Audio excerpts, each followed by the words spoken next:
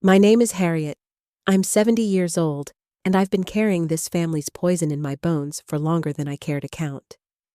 The smell of cocoa butter on my granddaughter's skin mixed with the bergamot from my morning Earl Grey shouldn't make my stomach turn, but it does. Everything reminds me now. The way Keisha's laugh catches in her throat just like her mama's did. How my daughter Denise's hands shake when she thinks nobody's looking. The metallic taste that coats my tongue every morning like I've been sucking on pennies all night. That taste ain't from my medicine. Lord knows I've tried to tell myself it was. Tried to blame it on the blood pressure pills or the arthritis medication. But deep down, I know better. We all know better. I'm sitting here in my kitchen, the same one where Mama used to fry chicken in her cast-iron skillet every Sunday after church, listening to Keisha cough that dry, rattling cough that's been getting worse every week. The sound cuts through the gospel music playing on the radio, Pastor Williams's wife singing "Precious Lord" with that voice that used to make the whole congregation weep. Now it just makes me angry. All those years we thought we were blessed, thought the good Lord was providing for us when Meridian Chemical came knocking with their fancy contracts and their promises of steady money. 25 years of monthly checks, enough to send the children to good schools, enough to keep food on the table and the lights on. All we had to do was keep quiet about what we saw, what we smelled, what was happening to our bodies. The morning light streams through my kitchen window, catching the gold hoops Mama gave me when I turned 16.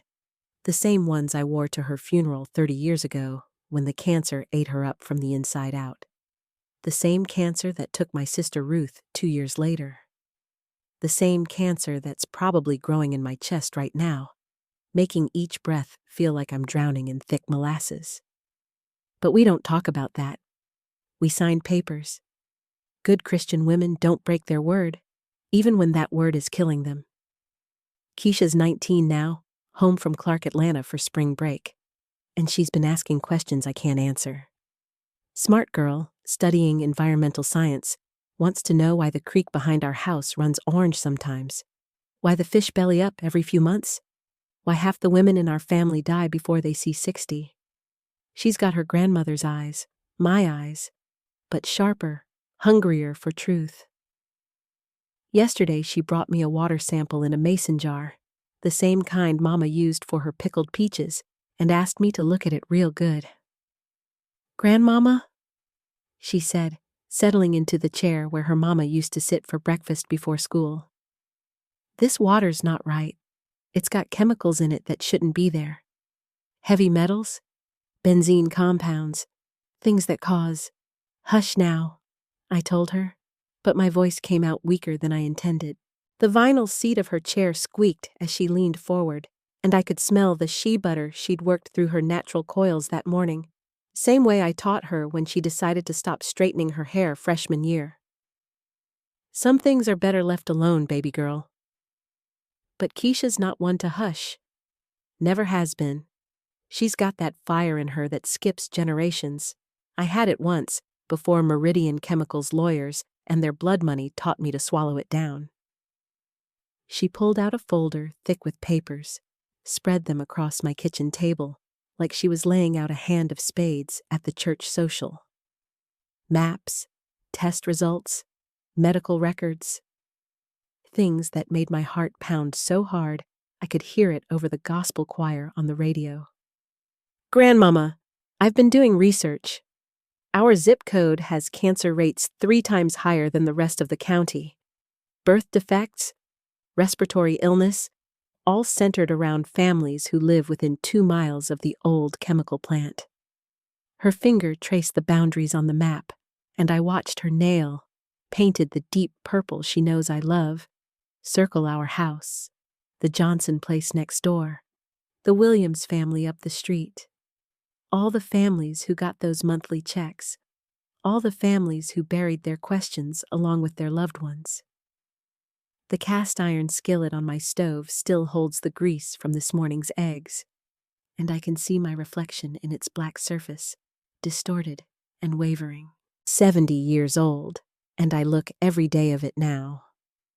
The woman who used to lead the church choir, who could make grown men weep with "His eye is on the sparrow," who raised 3 children and buried 2 husbands, reduced to this, keeping secrets that are eating my family alive from the inside out. "They paid us," I finally whispered, the words tasting like ash and regret. "Every month for 25 years, they paid us to keep quiet about what we saw." Keisha's hand went still on the papers. The only sound was the wind chimes on my front porch, the ones Denise made in high school art class before the headache started, before she began forgetting things, before her hands started shaking like autumn leaves. They play a sad, hollow tune in the morning breeze, and I've always wondered if they're singing for the dead or the dying. "Paid you for what, Grandmama?" The question hung in the air like smoke from a church incense burner, heavy and impossible to escape. I looked at my granddaughter, this beautiful, brilliant child who carries our family's blood and our family's poison in equal measure, and felt something crack open in my chest. Not my heart, exactly, but something deeper. The place where I'd been storing 25 years of silence, 25 years of watching my family wither and pretend it was God's will. "For watching them dump chemicals in Sweetwater Creek at night," I said, my voice barely above a whisper. "For not asking questions when the fish started dying.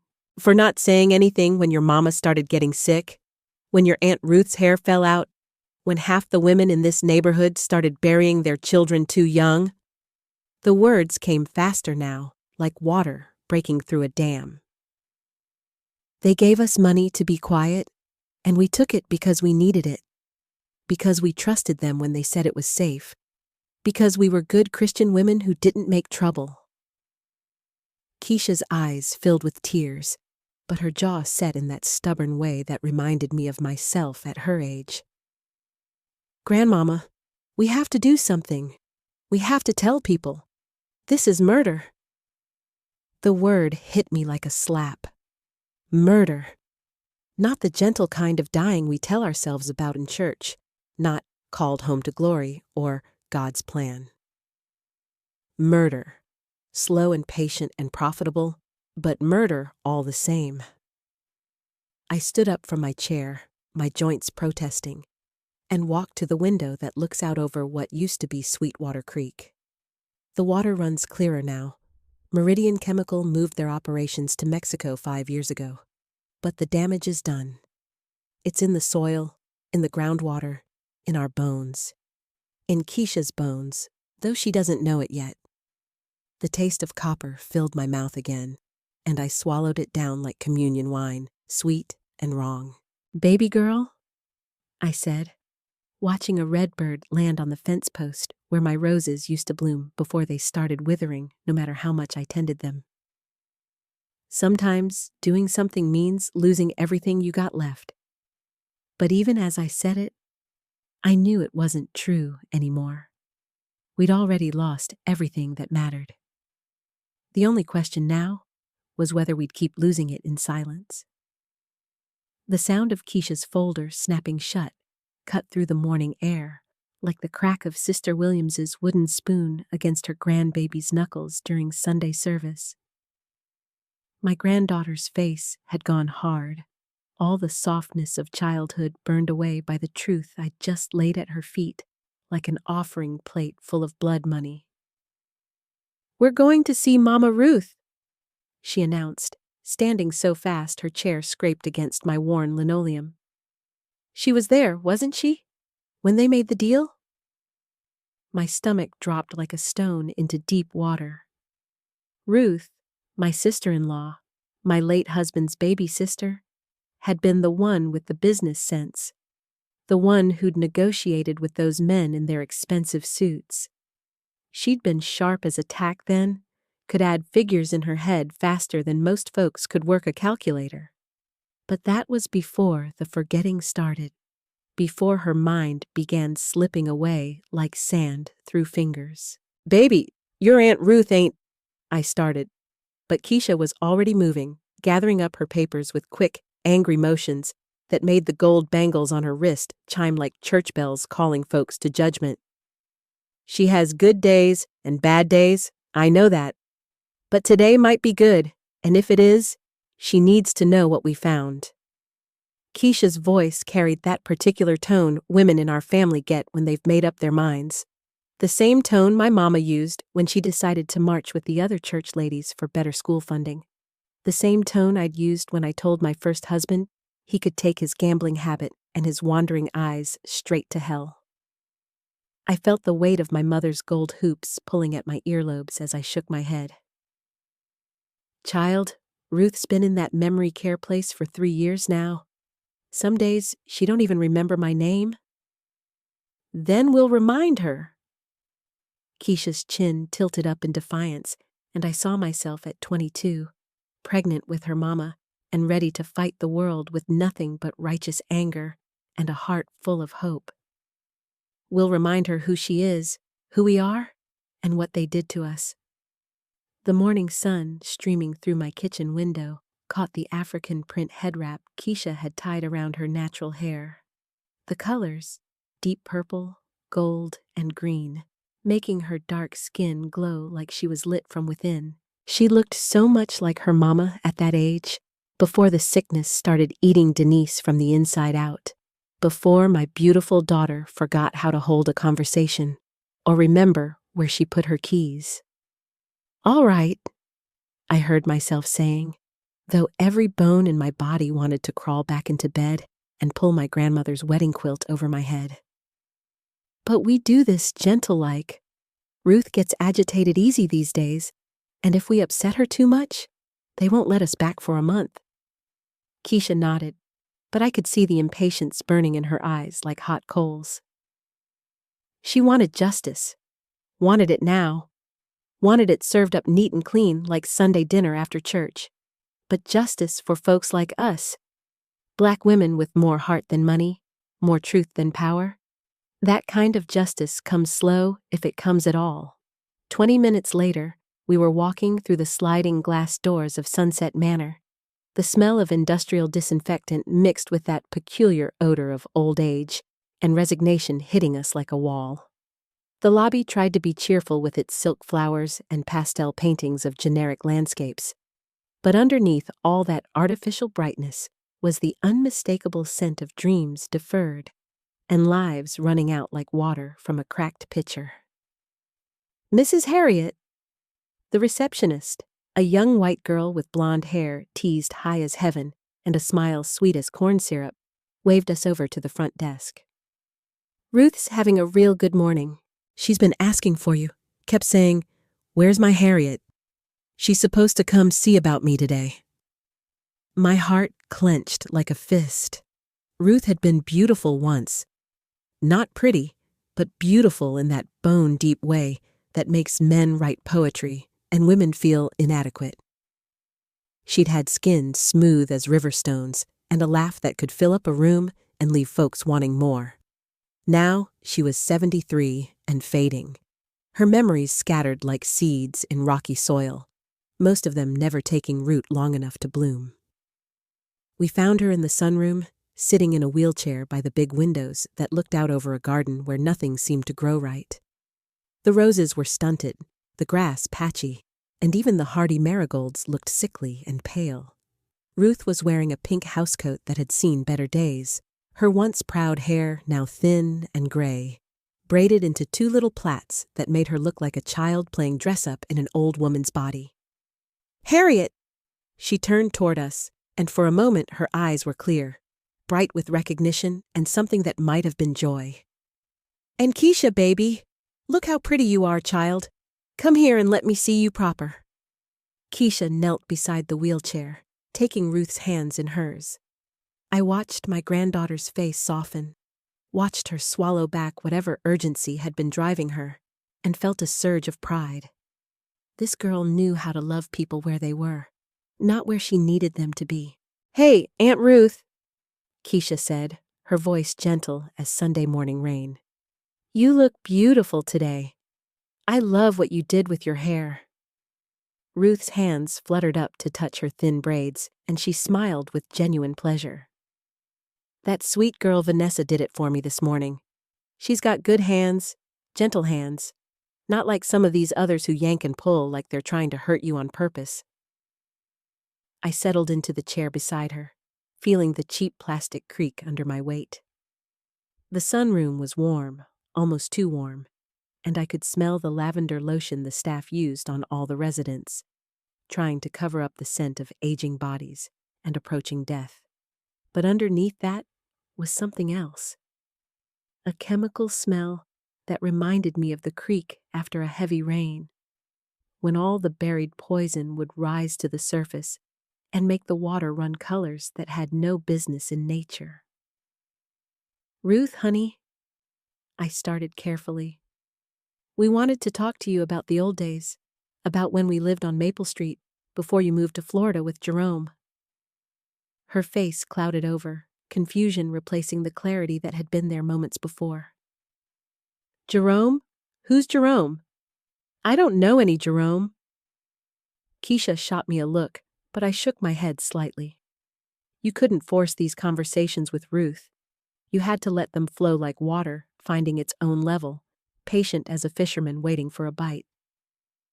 That's all right, sugar. We just wanted to remember some good times.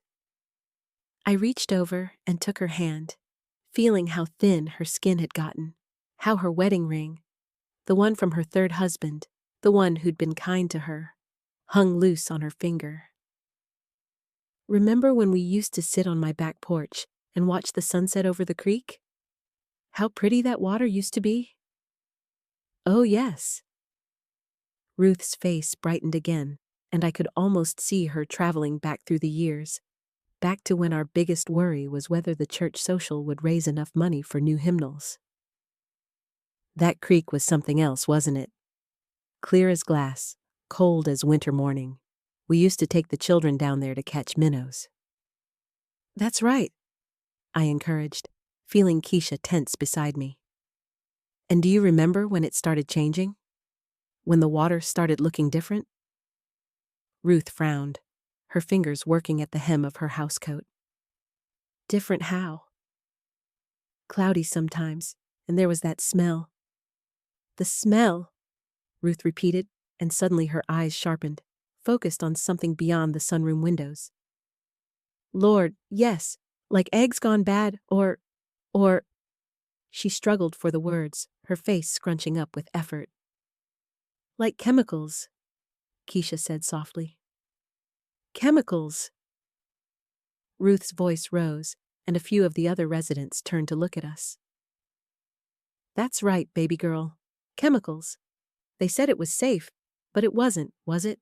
Made the fish float belly up and the roses die. She looked directly at me then, and for a moment I saw the Ruth I remembered, sharp, suspicious, ready to fight anyone who tried to take advantage of her family. Ruth? I leaned closer, lowering my voice. Do you remember the men who came to see us? The ones in the suits? Her hand gripped mine suddenly, surprisingly strong. Don't talk about them here, she whispered, her eyes darting around the sunroom like she expected those same men to come walking through the door 30 years later. They got ears everywhere, Harriet. Everywhere. A chill ran down my spine despite the warm air. What do you mean, honey? But Ruth was already slipping away again, her grip loosening, her eyes going vague and unfocused. I'm tired, she said in a small voice. I want to go home now. When can I go home? Keisha looked like she wanted to shake her, to drag the memories out by force if necessary. But I knew better.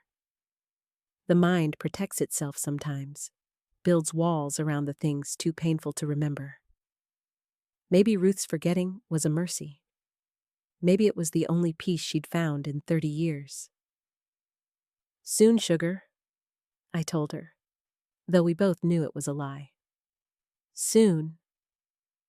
As we walked back through the lobby, past the artificial cheerfulness and the smell of industrial disinfectant, Keisha was quiet, her folder of evidence clutched tight against her chest. It wasn't until we reached my car that she finally spoke. "She remembers," she said, her voice flat with certainty. "She remembers, and she's scared.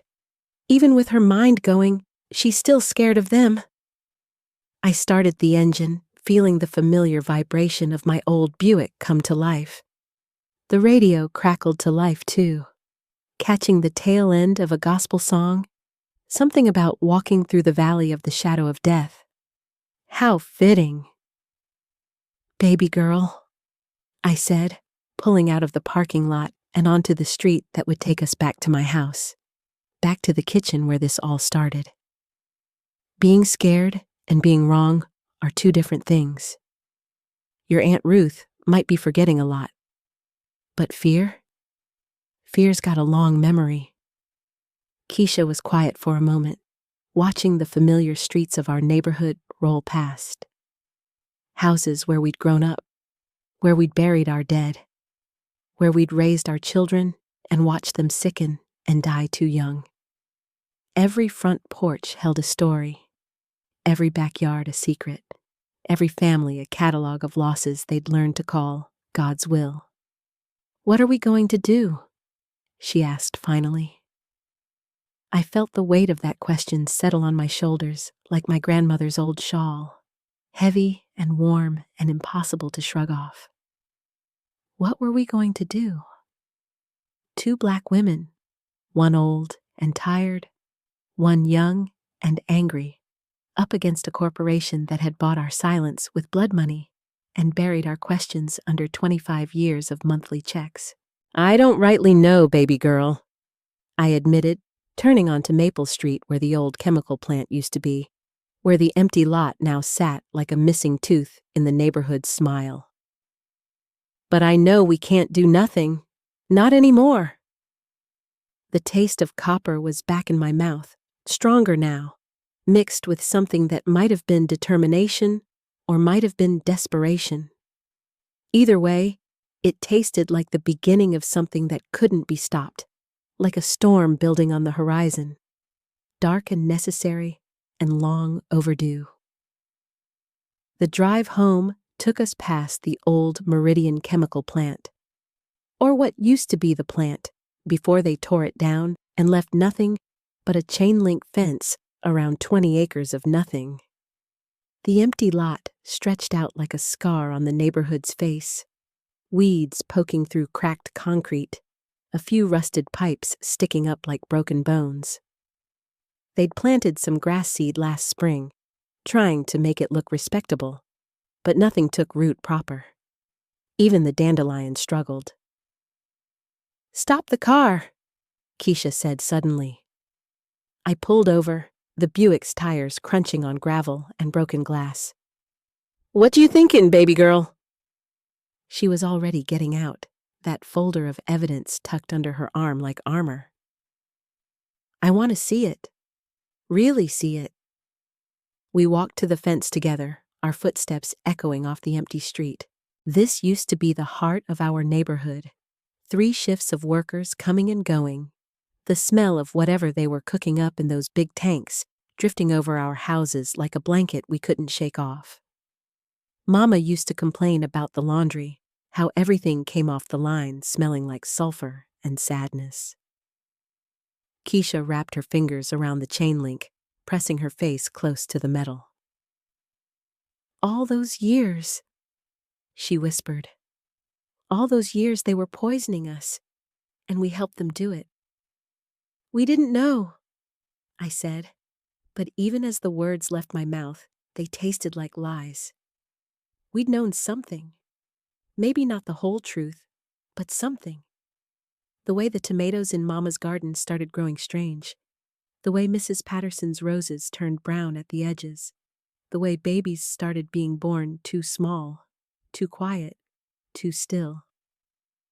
"Grandmama." Keisha's voice was thick with tears she wouldn't let fall. "My cough isn't getting better." The words hit me like a slap. I'd been telling myself it was just a cold, just the change of seasons, just stress from her job at the community center. But standing there in the shadow of what used to be, with the taste of copper and regret coating my tongue, I couldn't lie to myself anymore. "How long?" I asked.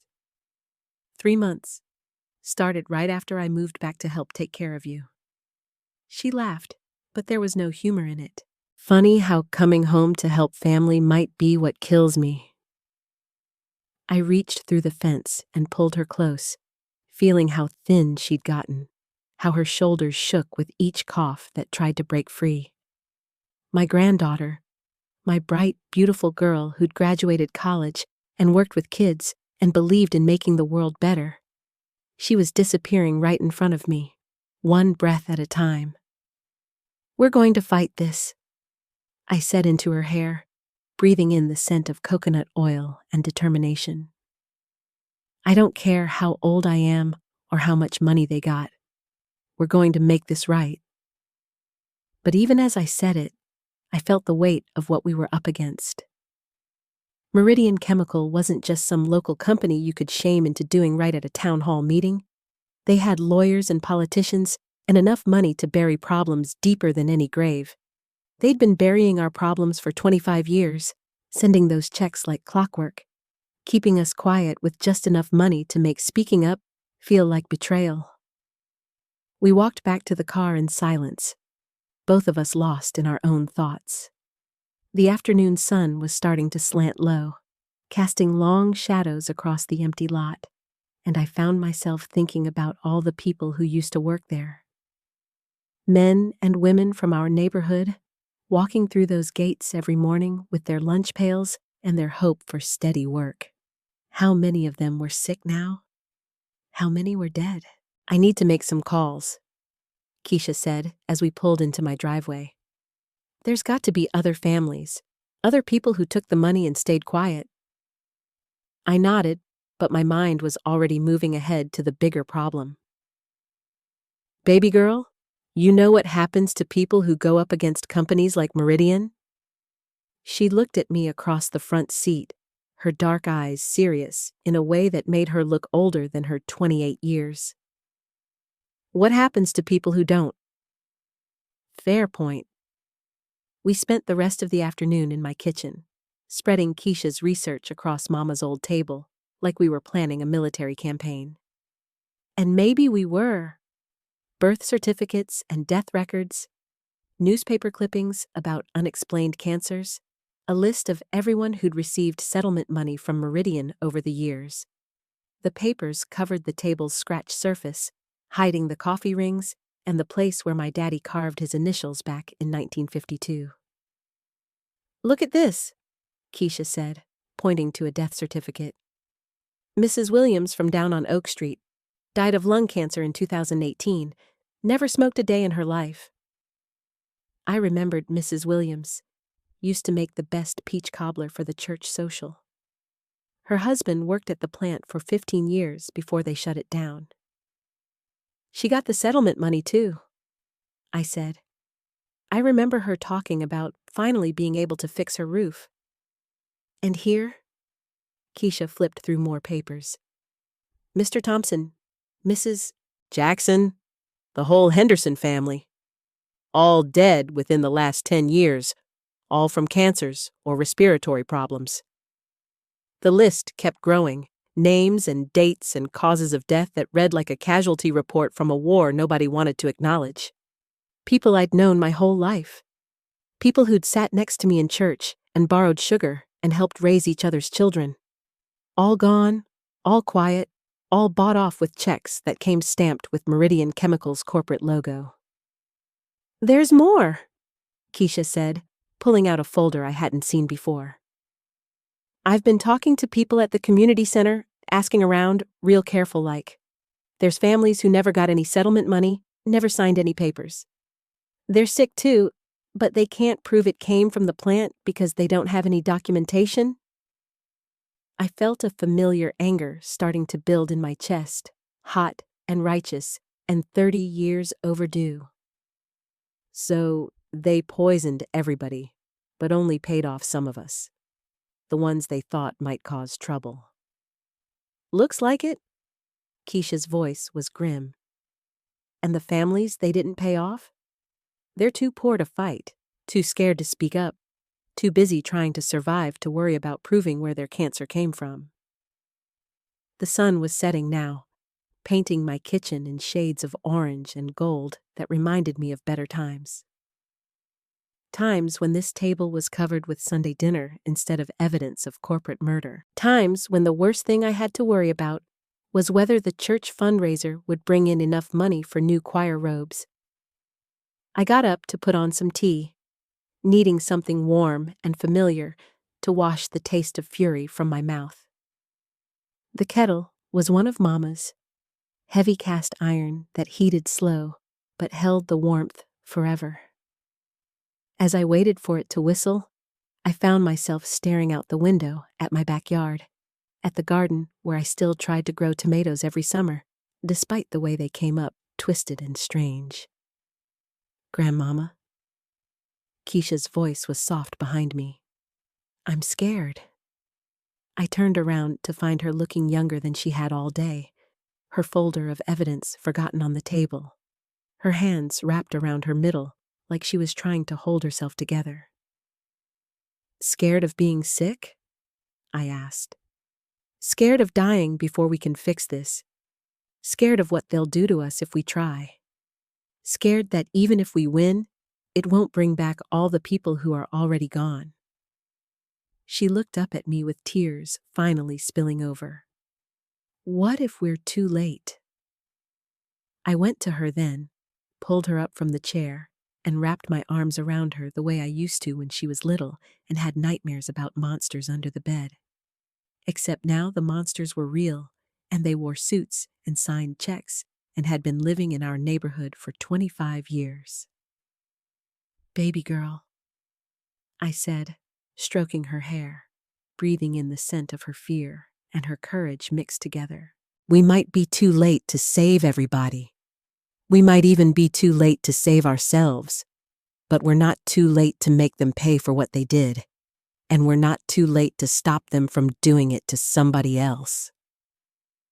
The kettle started to whistle then, sharp and insistent, demanding attention.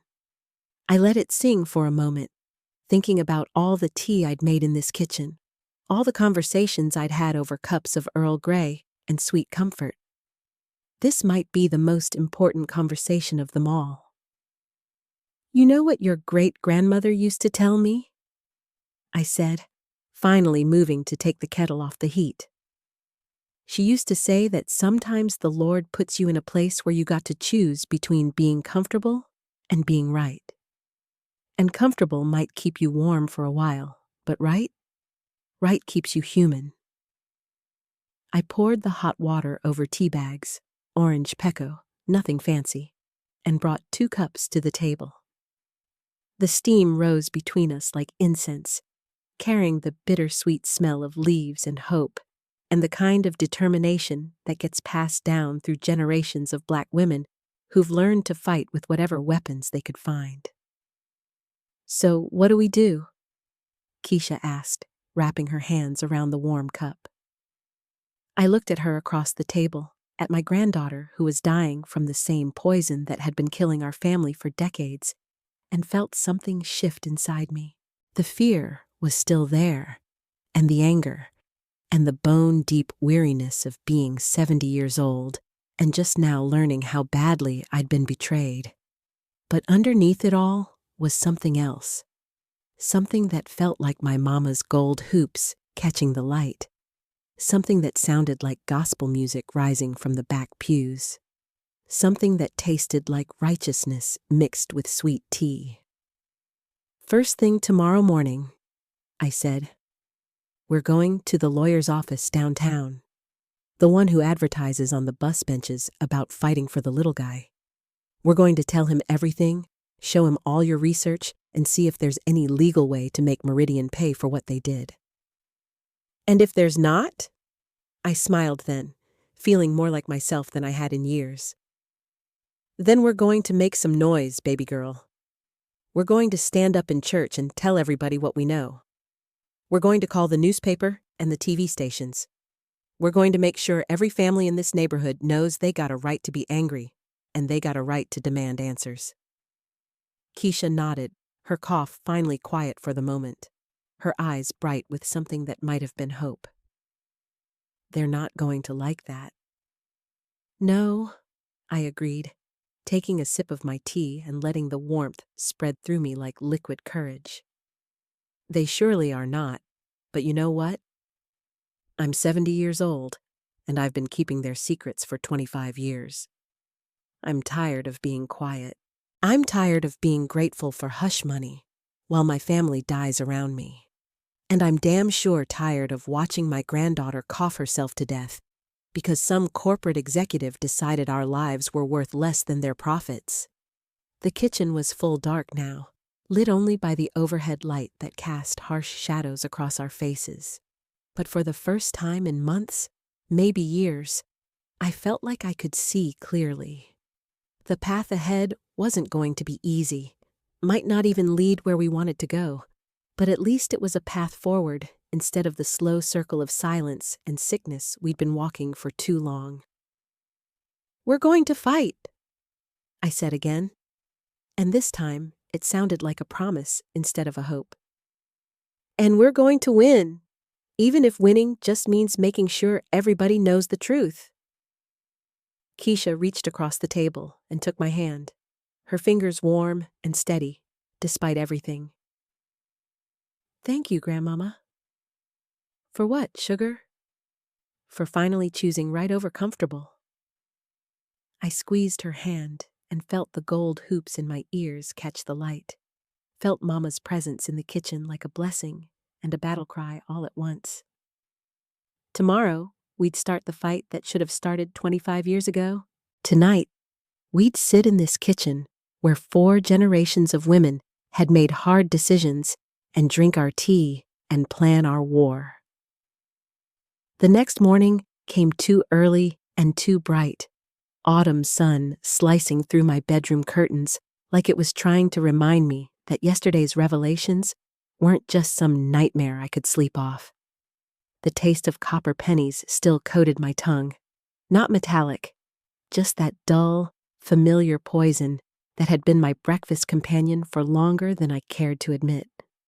I lay there for a moment, listening to Keisha moving around downstairs, her footsteps punctuated by those wet, rattling coughs that seemed to be getting worse by the day. The smell of coffee drifted up through the floorboards, rich and bitter, mixed with something else. The sharp scent of printer ink. She'd been up all night, I realized, printing out more evidence, more proof of what Meridian had done to us. My joints protested as I pulled myself out of bed. 65 years of living settling into my bones like old friends who'd overstayed their welcome. By the time I made it downstairs, Keisha had turned my kitchen table into a war room. Stacks of papers covered every inch of surface, organized into neat piles that spoke to the kind of methodical thinking that came from her mother's side of the family. Charts and graphs and medical records spread out like battle plans, and in the middle of it all sat a manila folder thick enough to choke a horse. "Morning, Grandmama," she said without looking up, her voice hoarse from coughing and lack of sleep. "I found something." The coffee she'd made was strong enough to wake the dead, black as midnight and twice as bitter. I poured myself a cup and added enough sugar to make my dentist weep, needing the sweetness to cut through the poison taste that seemed to be getting stronger every day. "What kind of something?" She pushed a photograph across the table to me, and I had to squint to make out the details. It showed our neighborhood from above, probably taken from one of those news helicopters, but it wasn't recent. The colors were all wrong, too bright, too saturated, like pictures from the 70s or 80s. "This was taken in 1985, Keisha said, pointing to a date stamp in the corner. "Look at Mrs. Patterson's yard." I leaned closer, the steam from my coffee fogging my reading glasses. In the photograph, Evelyn Patterson's backyard, the one where she'd tried for years to grow tomatoes and never could get anything but stunted, yellow plants, showed a dark stain spreading across the grass like spilled paint.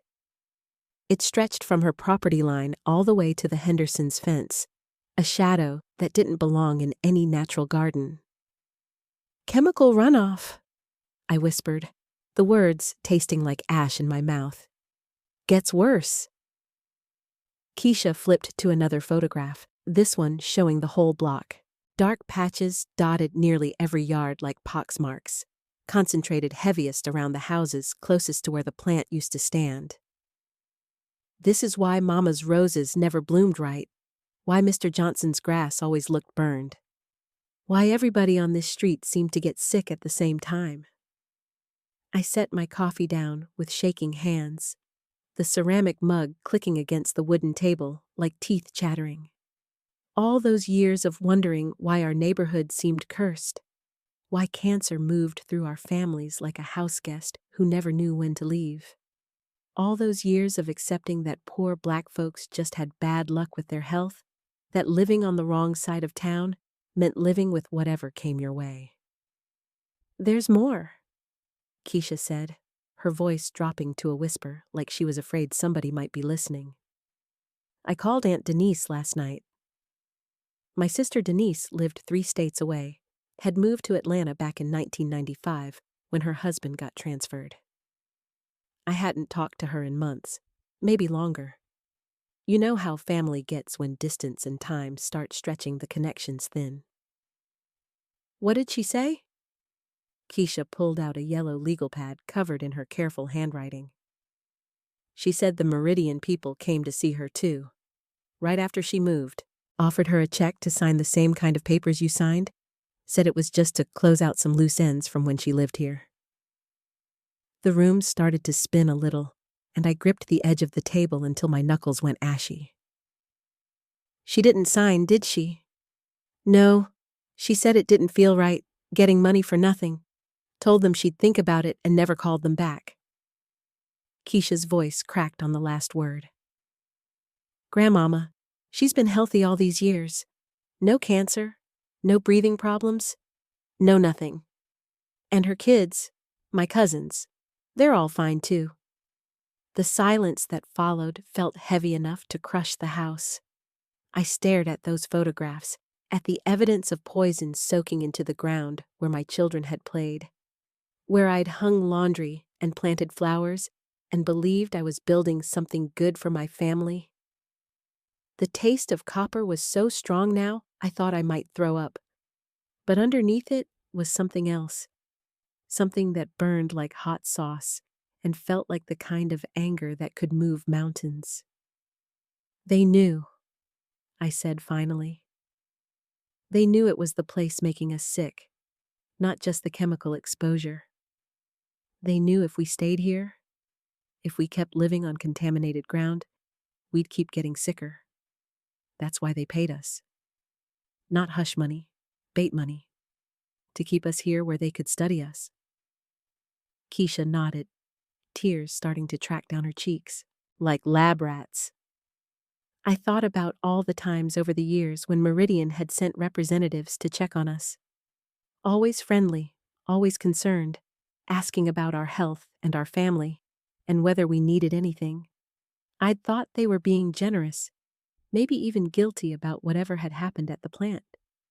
Now I understood they'd been taking notes. The phone rang then, shrill and demanding in the quiet kitchen. I almost didn't answer it, didn't feel like I could handle any more revelations. But old habits die hard. 70 years of answering the phone when it rings doesn't just disappear because your world's falling apart. "Hello? Mrs. Washington? This is Sandra from Dr. Murray's office. We got the results back from Keisha's chest x-ray yesterday." My granddaughter went still across the table, her eyes fixed on my face like she could read the news in my expression. I fumbled for a pen, my fingers suddenly clumsy as a newborn's. "What did they find?" "The doctor wants to see both of you this afternoon if possible. There are some shadows on her lungs that weren't there 6 months ago, and he'd like to run some additional tests." The pen slipped from my fingers and clattered to the floor. shadows on her lungs. 23 years old, and already the poison was eating away at her from the inside. Just like it had eaten away at her grandfather, her uncle, her great-grandmother, who died coughing up blood in a hospital room that smelled like disinfectant and broken promises. "Mrs. Washington, are you there?" "Yes," I managed. "Yes, we'll be there." I hung up the phone and looked across the table at Keisha, at my granddaughter whose future was being stolen by decisions I'd made before she was even born. The morning light streaming through the windows felt harsh now, showing every line in her face, every shadow under her eyes that spoke of nights spent coughing instead of sleeping. "Shadows," I said. She nodded like she'd been expecting it. "How bad?" "Bad enough that they want to see us today." We sat there for a moment, surrounded by evidence of corporate greed and environmental murder, listening to the coffee pot gurgle and the old house settle around us like it was trying to hold us together through sheer force of will. Finally, Keisha reached across the table and squeezed my hand. "We're still going to the lawyer first," she said. "Before the doctor, before anything else." I looked at her, really looked, and saw my mother's determination in her eyes, my grandmother's steel in the set of her jaw. 4 generations of women who'd learned to fight with whatever weapons they could find, and now it was time to find some new ones. "You're right," I said, standing up and feeling something like purpose straighten my spine. "But first, we're going to make one more phone call." "Who to?" I smiled, and it felt like the first real smile I'd worn in months. "Channel 7 News. That investigative reporter who did the story about the contaminated water in Flint. If Meridian wants to study us like lab rats, let's give them a real show." The phone book was buried under a stack of medical bills, but I found it eventually. My fingers were steady now as I dialed, steady as they'd been when I was young and angry and believed I could change the world. Maybe I was too old to change the whole world, but I wasn't too old to change this little piece of it. "Channel 7 News, how can I help you?" "I'd like to speak to your investigative team," I said, my voice carrying across the kitchen like gospel music on a Sunday morning. "I've got a story about corporate poisoning and cover-ups that's been going on for 25 years. And I've got proof." The dial tone hummed in my ear after I hung up with Channel 7, and for the first time in hours, the kitchen felt quiet enough to breathe. Keisha had gone upstairs to shower and change before we headed to the lawyer's office, leaving me alone with the scattered photographs and the weight of what we were about to unleash. I needed to do something with my hands, something that would keep them from shaking, while my mind processed everything we'd uncovered. The breakfast dishes sat abandoned in the sink, so I rolled up my sleeves and turned on the hot water, letting the steam rise up and fog the window that looked out over what used to be my vegetable garden. The dish soap smelled like artificial lemons. Too sharp, too clean. Nothing like the real lemons Mama used to slice for her sweet water when the summer heat got unbearable. I scrubbed at the coffee rings on Keisha's mug, watching the brown stains dissolve under the rough side of the sponge. The repetitive motion felt good, familiar, like something I could control when everything else was spinning out of my hands. As I worked, muscle memory kicked in and I found myself humming one of Mama's old songs. Not a church song, but one of those work songs she'd learned from her own mother. Something about keeping on when the road gets rough. The melody filled the kitchen, bouncing off the same walls where Mama had hummed it while she cooked Sunday dinner for half the neighborhood. The cast iron skillet from this morning still sat on the stove, seasoned black and smooth as river stones. I picked it up to wash it, feeling the weight of it in my hands, solid, dependable, passed down from my grandmother who'd bought it with her first paycheck from the cotton mill. The iron was still warm from breakfast, and as I ran the dish rag over its surface, I could smell the ghost of bacon grease and the cornbread we'd made yesterday evening. That's when it hit me. Not another revelation about Meridian or the poisoning, but something deeper. Something about the weight of this skillet in my hands and the way it connected me to every woman in my family who'd held it before me. Mama had cooked her last meal in this pan, scrambled eggs for me and Daddy the morning before she went into the hospital for what the doctors said would be routine surgery to remove a small growth from her lung. I set the skillet down carefully on the dish towel, my hands suddenly unsteady. Mama's lung surgery hadn't been routine at all. The growth had been bigger than expected, more aggressive, spreading through her chest like kudzu through a fence line. She died 3 weeks later, drowning in her own fluid while I held her hand and promised her I'd take care of everything she was leaving behind.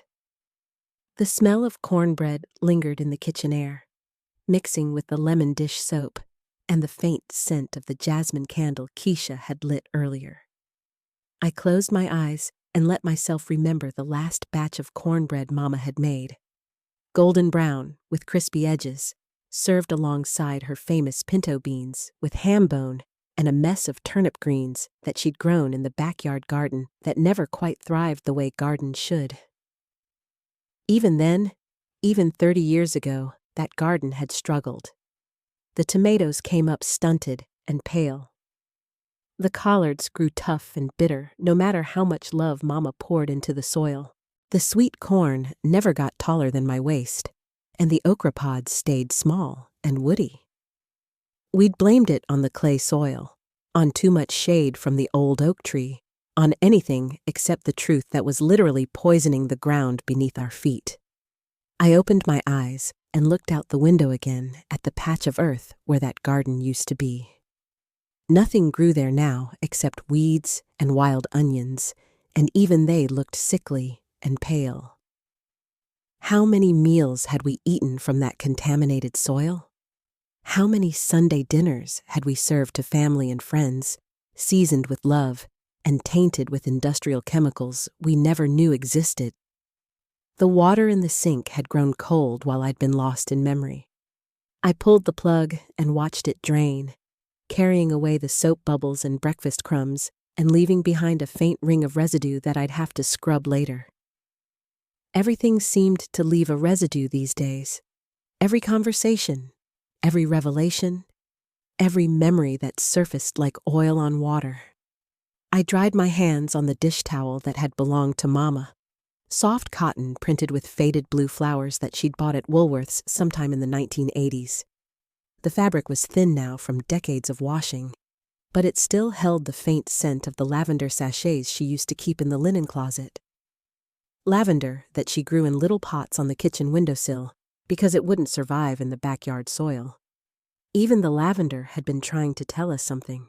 I folded the towel carefully and hung it on the hook by the sink, then moved to the stove where the coffee pot was still warm. The coffee smelled rich and strong, chicory blend that I bought from the same grocery store where Mama used to shop, where the elderly black woman behind the deli counter still called me baby and asked after my family every time I came in. I poured myself a fresh cup and added a splash of the real cream that Keisha had brought from her apartment. Thick and yellow-white like the cream we used to get from Mr. Johnson's Dairy before the big grocery chains moved in and put all the local farmers out of business. The cream swirled through the dark coffee like storm clouds, and I thought about all the storms my family had weathered. The literal ones that knocked out power and sent us huddling together in the living room with candles and battery-powered radio, listening to gospel music and playing cards until the lights came back on. And the figurative ones, Daddy's heart attack when I was 25. My brother Jerome's drinking problem that tore apart his marriage. My oldest daughter's struggle with diabetes that we all pretended wasn't getting worse every year. But this storm was different. This wasn't something that had happened to us. This was something that had been done to us, deliberately and systematically, by people who knew exactly what they were doing and chose to do it anyway. The coffee tasted bitter suddenly, or maybe that was just the taste of anger coating my tongue like medicine. I carried my cup to the kitchen table and sat down among the scattered photographs and documents that Keisha had organized into neat piles. The morning light had shifted, coming through the lace curtains that Mama had made herself on the old Singer sewing machine that still sat in the spare bedroom upstairs.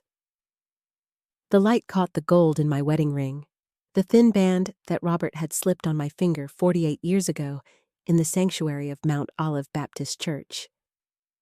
Robert had been gone for 15 years now, taken by the same kind of aggressive lung cancer that had killed Mama, that had killed his brother Marcus, that had killed so many people in our neighborhood that we'd started calling it the Riverside Plague. We'd joked about it at the time, dark humor to cope with the grief. But there had been nothing funny about watching strong men waste away to nothing, about sitting in hospital waiting rooms that smelled like floor wax and fear, about choosing caskets and writing obituaries for people who should have lived another 20 years. The gold hoops in my ears caught the light too, the same ones Mama had given me for my 16th birthday. I touched them now, feeling the smooth metal warm under my fingertips. Mama had worn these earrings to every important event in her life. My high school graduation, my wedding, the births of my children. She'd worn them to church every Sunday, polishing them with a soft cloth until they gleamed like small suns against her dark skin. She'd also worn them to every funeral we'd attended in this neighborhood. And Lord knows there had been too many of those. Mrs. Henderson from across the street, dead at 62 from lung complications. Mr. Williams from down the block, gone at 55 from some kind of blood disorder that the doctors couldn't quite explain. The Johnson twins, both dead before they turned 40 from different types of cancer that should have been rare, but somehow weren't rare at all in Riverside. I picked up one of the photographs from the table, an aerial shot that showed the Meridian chemical plant in its full operation, with smokestacks belching white clouds into the sky and trucks lined up at the loading docks like ants carrying poison to every corner of the city. The photo was dated 1985, the year Keisha was born. The year I'd thought our family was finally getting ahead in the world because Robert had gotten promoted to supervisor at the textile plant and we'd been able to buy our first new car. 1985 was also the year the Meridian payments had started arriving. Not enough to make us rich, but enough to make a difference. Enough to help us pay for Keisha's school clothes and Christmas presents. Enough to let us take a real vacation to Myrtle Beach instead of just driving to the lake for the day. Enough to make us feel grateful instead of suspicious. The photograph showed our neighborhood too, a neat grid of small houses with postage-stamped yards and American flags hanging from front porches. From the air, it looked peaceful, prosperous even. You couldn't see the sick gardens or the children with persistent coughs, or the way the paint peeled off houses faster than it should have, no matter how often people tried to touch it up. You couldn't see the funerals. I set the photograph down and picked up my coffee cup again, wrapping both hands around it for warmth, even though the kitchen wasn't cold. The ceramic was smooth under my palms, white with tiny blue flowers that matched Mama's old dish towel. I'd bought this cup at a church rummage sale years ago, drawn to it because it reminded me of the good china that Mama had saved for special occasions. China that we'd eventually had to sell to help pay for her medical bills. The coffee was cooling now, developing that slightly bitter edge that coffee gets when it sits too long. But I kept sipping it anyway, needing the caffeine and the ritual of it, the way it connected me to every morning I'd ever sat in this kitchen thinking about the day ahead. How many of those mornings had I spent planning meals with vegetables from the poisoned garden? How many times had I sent my children and grandchildren out to play in the contaminated yard, thinking I was giving them the gift of fresh air and sunshine? The guilt sat heavy in my chest, right behind my breastbone where it felt like heartburn, but deeper. Mama used to say that guilt was the heaviest thing a person could carry, heavier than grief or anger or even love. She'd been right about that, like she'd been right about so many things I hadn't understood when she was alive to explain them. From upstairs, I could hear the shower running and Keisha moving around in the guest bedroom that had been her room whenever she'd stayed over as a child. The floorboards creaked in the same places they'd always creaked, just to the left of the dresser, right in front of the closet door. Those creaks had been the soundtrack of my children's childhoods and later my grandchildren's visits. The sound of feet on old wood, of a house settling into itself like a comfortable pair of shoes. But even the house itself might be contaminated. The thought hit me like cold water, sudden and shocking. If the soil was poisoned, if the air had carried chemicals from the plant for all those years, then what about the wooden beams and plaster walls that had been absorbing it all? What about the carpet we'd installed in the 1990s, the paint we'd put on the walls just 5 years ago, the insulation that kept us warm in winter and cool in summer? Were we living inside a poison box, breathing contaminated air even when we slept? I stood up abruptly, the coffee cup rattling against the saucer as I set it down too hard. My chest felt tight, like I couldn't get enough air, and I had to resist the urge to throw open every window in the house. Instead, I walked to the back door and stepped out onto the small porch that looked over the yard. The morning air was cool and sweet, with the scent of honeysuckle from the neighbor's fence. Birds were singing in the oak tree that had shaded this yard for longer than I'd been alive, and somewhere in the distance, I could hear the sound of children playing in the schoolyard 3 blocks over. It was the kind of morning that should have felt peaceful, full of promise and possibility. But all I could think about was whether the air I was breathing was clean, or whether it too was tainted with decades of industrial poison. Whether the birds singing so sweetly were slowly dying from the inside out. Whether those children playing in the distance would grow up to develop the same mysterious illnesses that had plagued our neighborhood for so long. The honeysuckle smell was almost overwhelming, too sweet, like flowers at a funeral. I'd never noticed that before, but now I couldn't unsmell it. Even the beauty around me felt suspect, contaminated by knowledge I couldn't unknow. Behind me, the shower stopped running, and I heard Keisha's footsteps crossing the bedroom floor. She'd be ready soon, and we'd have to leave for the lawyer's office, where we'd try to explain 25 years of systematic poisoning to someone who might or might not believe us. Then we'd go to the doctor's office, where we'd learn just how much damage had already been done to my granddaughter's young body. But first, I needed to call my daughter Patricia and tell her what we'd discovered. She lived in Charlotte now with her own family, far enough away that she might have escaped the worst of it, or she might not have. Poison has a way of traveling, of following families like a curse passed down through generations. I went back inside and closed the door behind me, shutting out the deceptively sweet air and the singing birds that might or might not be dying. The kitchen felt smaller now, crowded with memories and revelations and the weight of decisions that couldn't be undone. The phone sat on the counter next to a small basket of mail that I hadn't bothered to sort through yet. Bills and advertisements and sympathy cards from Mama's funeral that I still hadn't been able to throw away. Normal life, continuing on despite everything, like a river that keeps flowing even when the banks are poisoned. I picked up the phone and dialed Patricia's number, the digits as familiar as my own name. As it rang, I looked around the kitchen one more time, at Mama's cast iron skillet, at the photographs spread across the table, at the window that looked out over the yard where my family had played and laughed and lived their lives, never knowing they were slowly being killed by the very ground beneath their feet. "Hello? Patricia," I said, my voice steadier than I felt. "It's Mama. I need you to sit down. There's something important I have to tell you." Patricia's voice went quiet for so long I thought the line had gone dead. When she finally spoke, her words came out thin and stretched, like she was talking through a tunnel. How long have you known, Mama? That was the question I'd been dreading, the one that cut straight to the bone of my guilt. I pressed my palm against the cool Formica countertop, feeling the slight roughness where years of use had worn away the shine. The texture reminded me of Patricia's baby skin when she was born. Smooth, but not quite.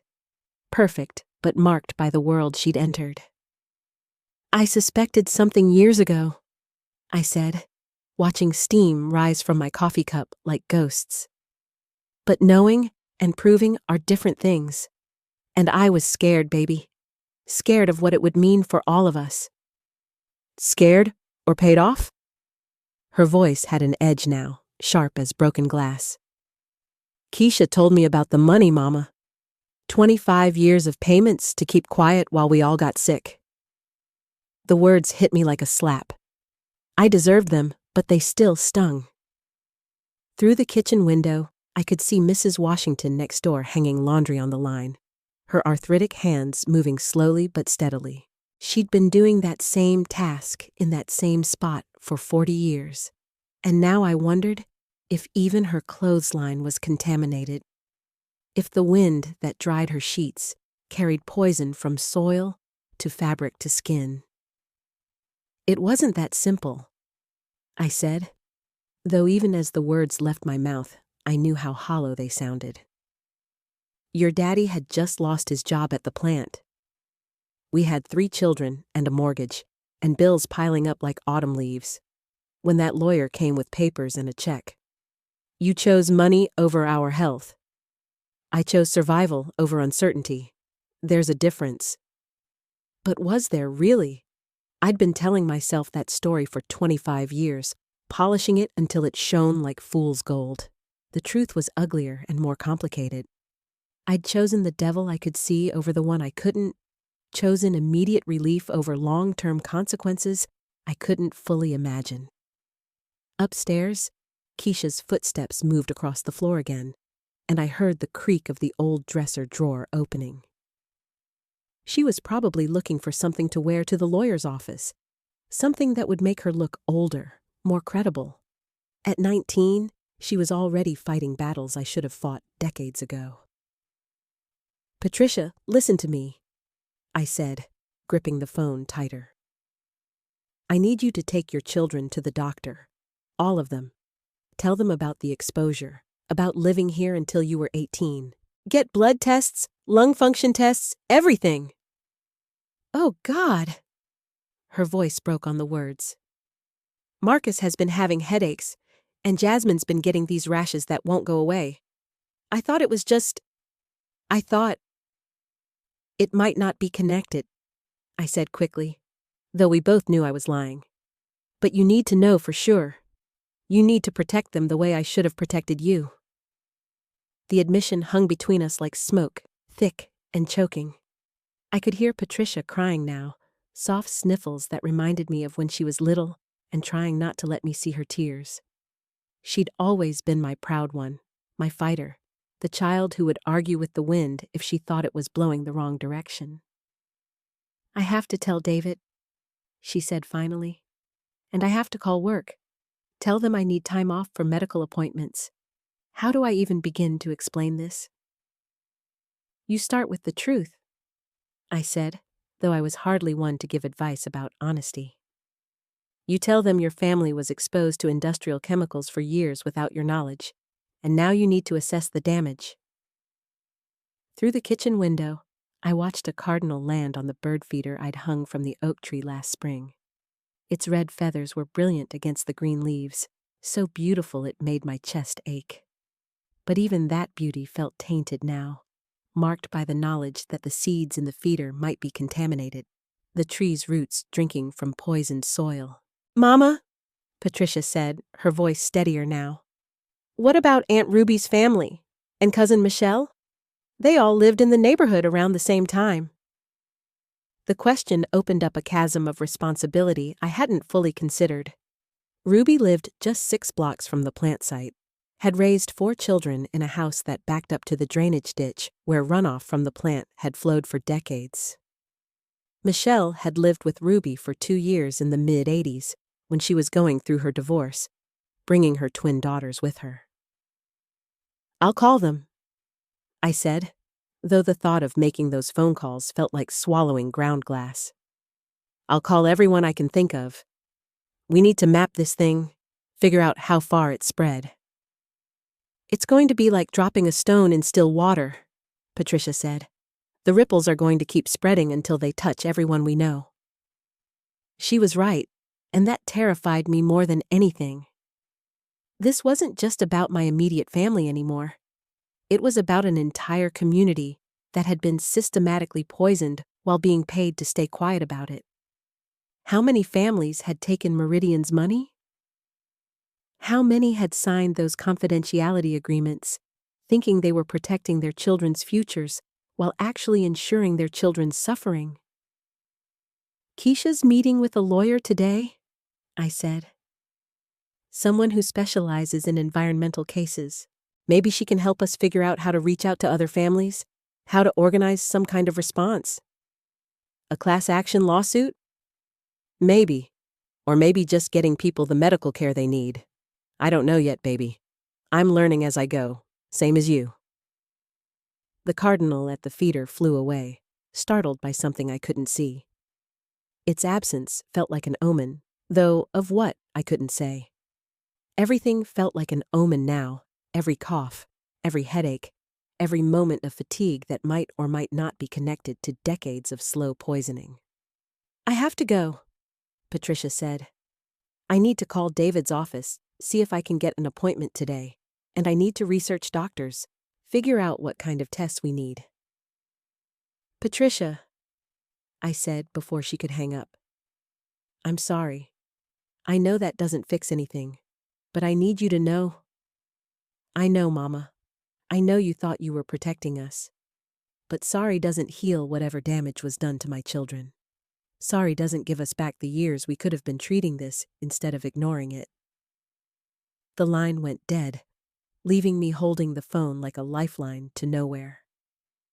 I set it back in its cradle and looked around the kitchen again, seeing it now through Patricia's eyes, not as the heart of our family home, but as ground zero of a decades-long betrayal. Keisha appeared in the doorway, dressed in a navy blue dress I'd never seen before and carrying a manila folder thick with documents. She looked older than her 19 years, aged by knowledge and responsibility that should never have been hers to carry. "How did she take it?" Keisha asked. "About like you'd expect." I stood up, my joints protesting after sitting too long. "She's going to get her family tested, and she's angry. She has every right to be." "We all do," Keisha said simply. "The question is what we're going to do with that anger." I looked at my granddaughter, really looked at her, and saw something I'd been too guilty and afraid to see before. She wasn't just sick, she was strong. Stronger than I'd been at her age, stronger than I'd been at any age. She was facing this poison head-on instead of hiding from it, choosing fight over flight even when the odds were stacked against her. "You ready for this?"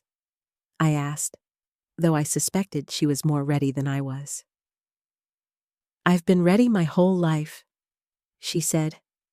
"I just didn't know what I was getting ready for." We walked toward the front door together, leaving behind the kitchen where 3 generations of women had cooked and laughed and made plans for futures that were brighter and more complicated than any of us had imagined. The morning sun slanted through the living room windows, illuminating dust motes that danced like tiny spirits in the golden light. As we stepped onto the front porch, I breathed in air that smelled of cut grass and car exhaust, and the faint sweetness of magnolia blossoms from the tree across the street. Clean smells, normal smells. The kind that had masked the presence of industrial poison for so many years that we'd forgotten to question what we were breathing. But I was questioning everything now, and that felt like a beginning. The law office sat in a converted Victorian house downtown. its wraparound porch painted the color of fresh butter and lined with ferns that looked like they'd been tended by someone's grandmother. As Keisha and I climbed the wooden steps, I could hear the soft creak of old boards settling under our weight, a sound that reminded me of Sunday mornings on my own front porch, shelling peas while listening to the church bells from Mount Olive Baptist 3 streets over. The lawyer, Sarah Chen, met us in a waiting room that smelled of lemon oil and old books, the kind of clean, scholarly scent that made me think of the library where I'd spent countless hours helping Keisha with homework assignments. She was younger than I'd expected, maybe 40, with short black hair and eyes that seemed to take in everything at once. When she shook my hand, her grip was firm, but not aggressive. The handshake of a woman who'd learned to command respect without demanding it. "Mrs. Williams, thank you for coming in," she said, then turned to Keisha. "And you must be the one who's been doing all the research. I have to say, the documentation you sent over is more comprehensive than what I usually see from environmental victims. You've done excellent work." Keisha straightened in her chair, and I felt a surge of pride so sharp it made my chest ache. My granddaughter had spent weeks compiling evidence, cross-referencing medical records with plant operation dates, mapping the neighborhood to show proximity patterns. She'd done the work that I should have done 25 years ago. "Before we begin," Sarah said, settling behind a desk made of dark cherry wood that gleamed under the warm lamplight, "I need to understand the scope of what we're dealing with.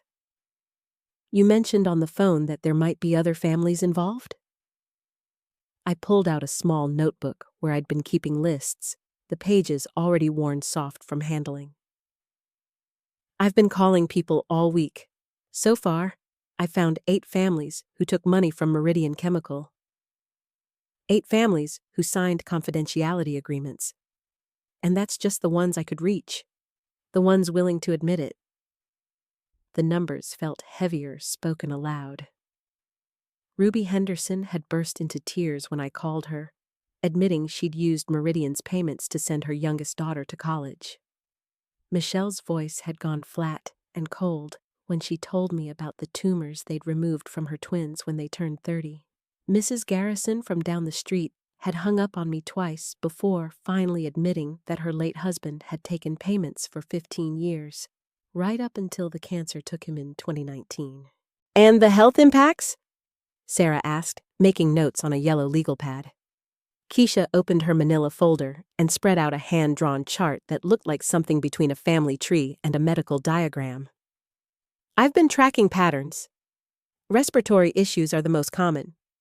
Chronic coughs, asthma, reduced lung capacity. But there's also an unusual number of cancers: lung, breast, liver, and neurological problems, early onset dementia, tremors, memory loss." Sarah studied the chart, her expression growing more serious with each detail. "This is significant. Have any of these families pursued medical testing specifically for chemical exposure?" "That's what we're starting now," I said. "My daughter Patricia is getting her family tested this week, but most folks don't even know what to ask for. The doctors we've seen over the years, they treated symptoms without looking for causes. A cough is just a cough until you know there might be poison in your lungs."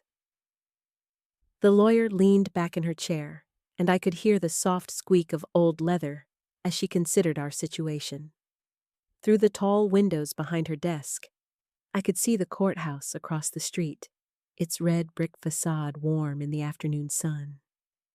It looked solid and permanent, the kind of building that was supposed to represent justice and fairness, though I'd lived long enough to know that justice was often more complicated than the buildings that housed it.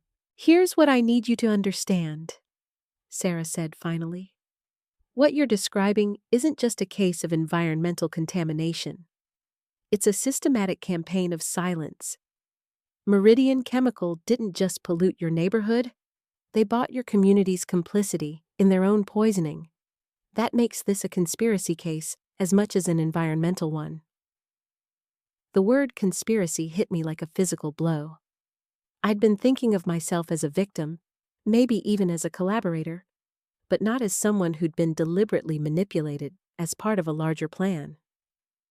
The idea that Meridian had targeted our community specifically, that they'd calculated the exact amount of money it would take to keep us quiet, made my stomach turn with a nausea that had nothing to do with chemical poisoning. "How do we prove that?" Keisha asked, her voice steady despite the magnitude of what we were discussing. "We need to find the documents. Corporate communications, strategy memos, budget allocations for the payment program. If this was as systematic as it appears, there will be a paper trail. Companies like Meridian don't spend money without documenting why." Sarah pulled out a thick file folder and set it on the desk between us. "I've already started researching Meridian's corporate history. They use this same strategy in at least 3 other communities: Gary, Indiana, Cancer Alley in Louisiana, and a neighborhood in Detroit.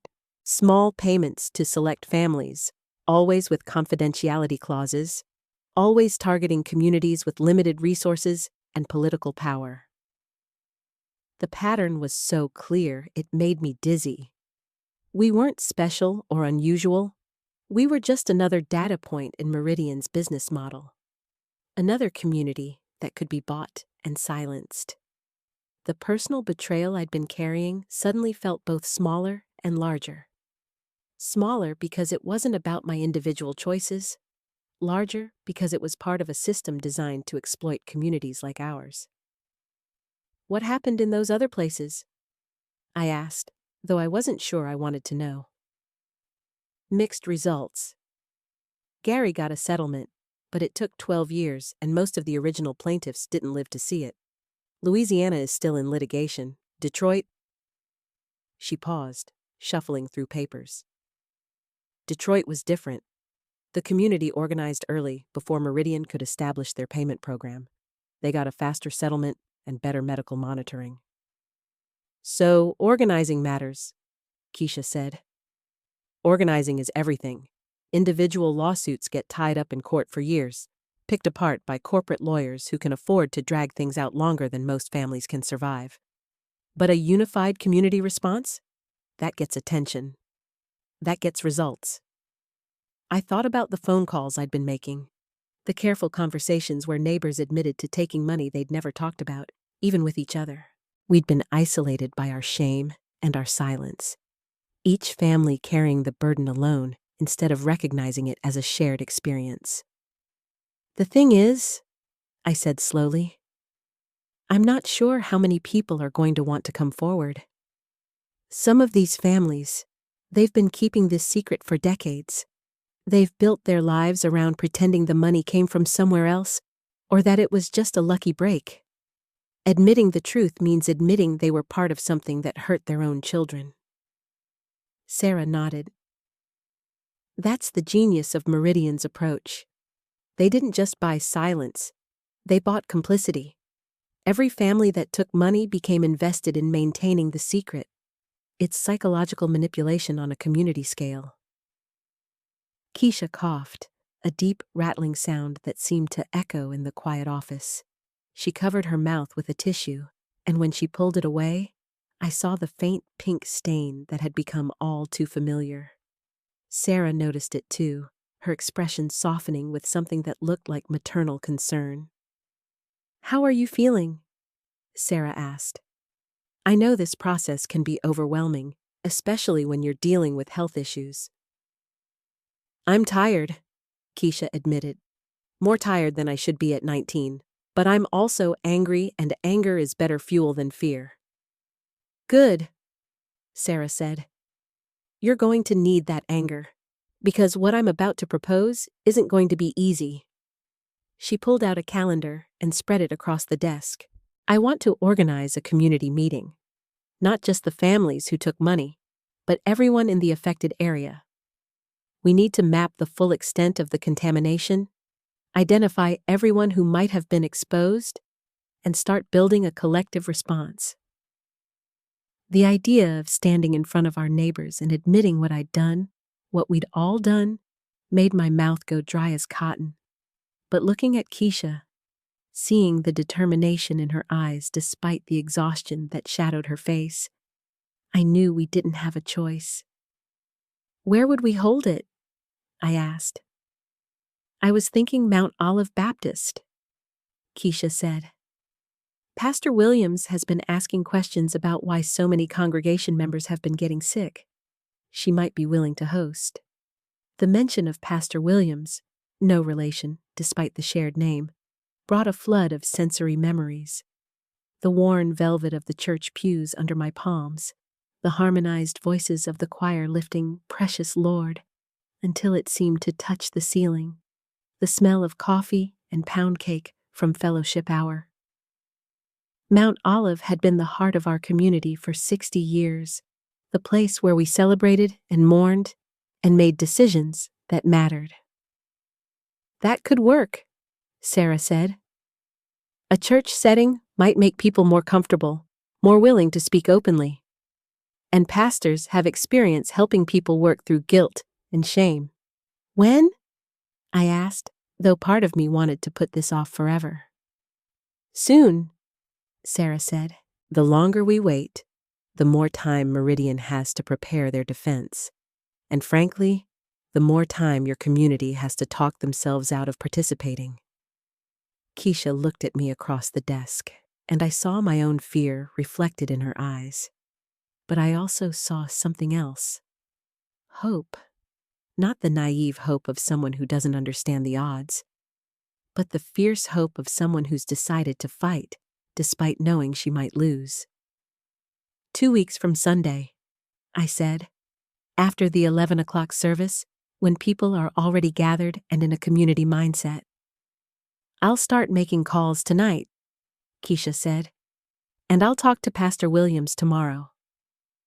Sarah gathered up our papers and handed me a business card that smelled faintly of jasmine perfume. "This is going to get complicated before it gets better.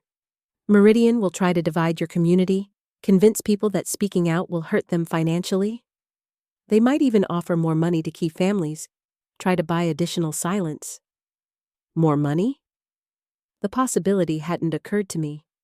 It's standard practice. When a community starts organizing, companies often increase their settlement offers to individuals, hoping to prevent collective action. They'll make it seem generous, urgent, a one-time opportunity, but it's really just another form of manipulation. As we walked back to my car, the late afternoon sun cast long shadows across the courthouse steps. The air smelled of honeysuckle and car exhaust, the familiar mixture of natural sweetness and urban reality that defined our neighborhood. Keisha walked slowly beside me, her breathing more labored than it should have been after such a short distance. "You okay, baby?" I asked as we reached the car. "I will be," she said, though her hand shook slightly as she fastened her seatbelt. "Grandmama, are you scared?" "Terrified," I admitted, "but scared for the right reasons now. I'm scared we'll fail, scared we won't reach enough people, scared Meridian will find ways to stop us. But I'm not scared of the truth anymore." As I started the engine, I thought about the community meeting we'd just committed to organizing.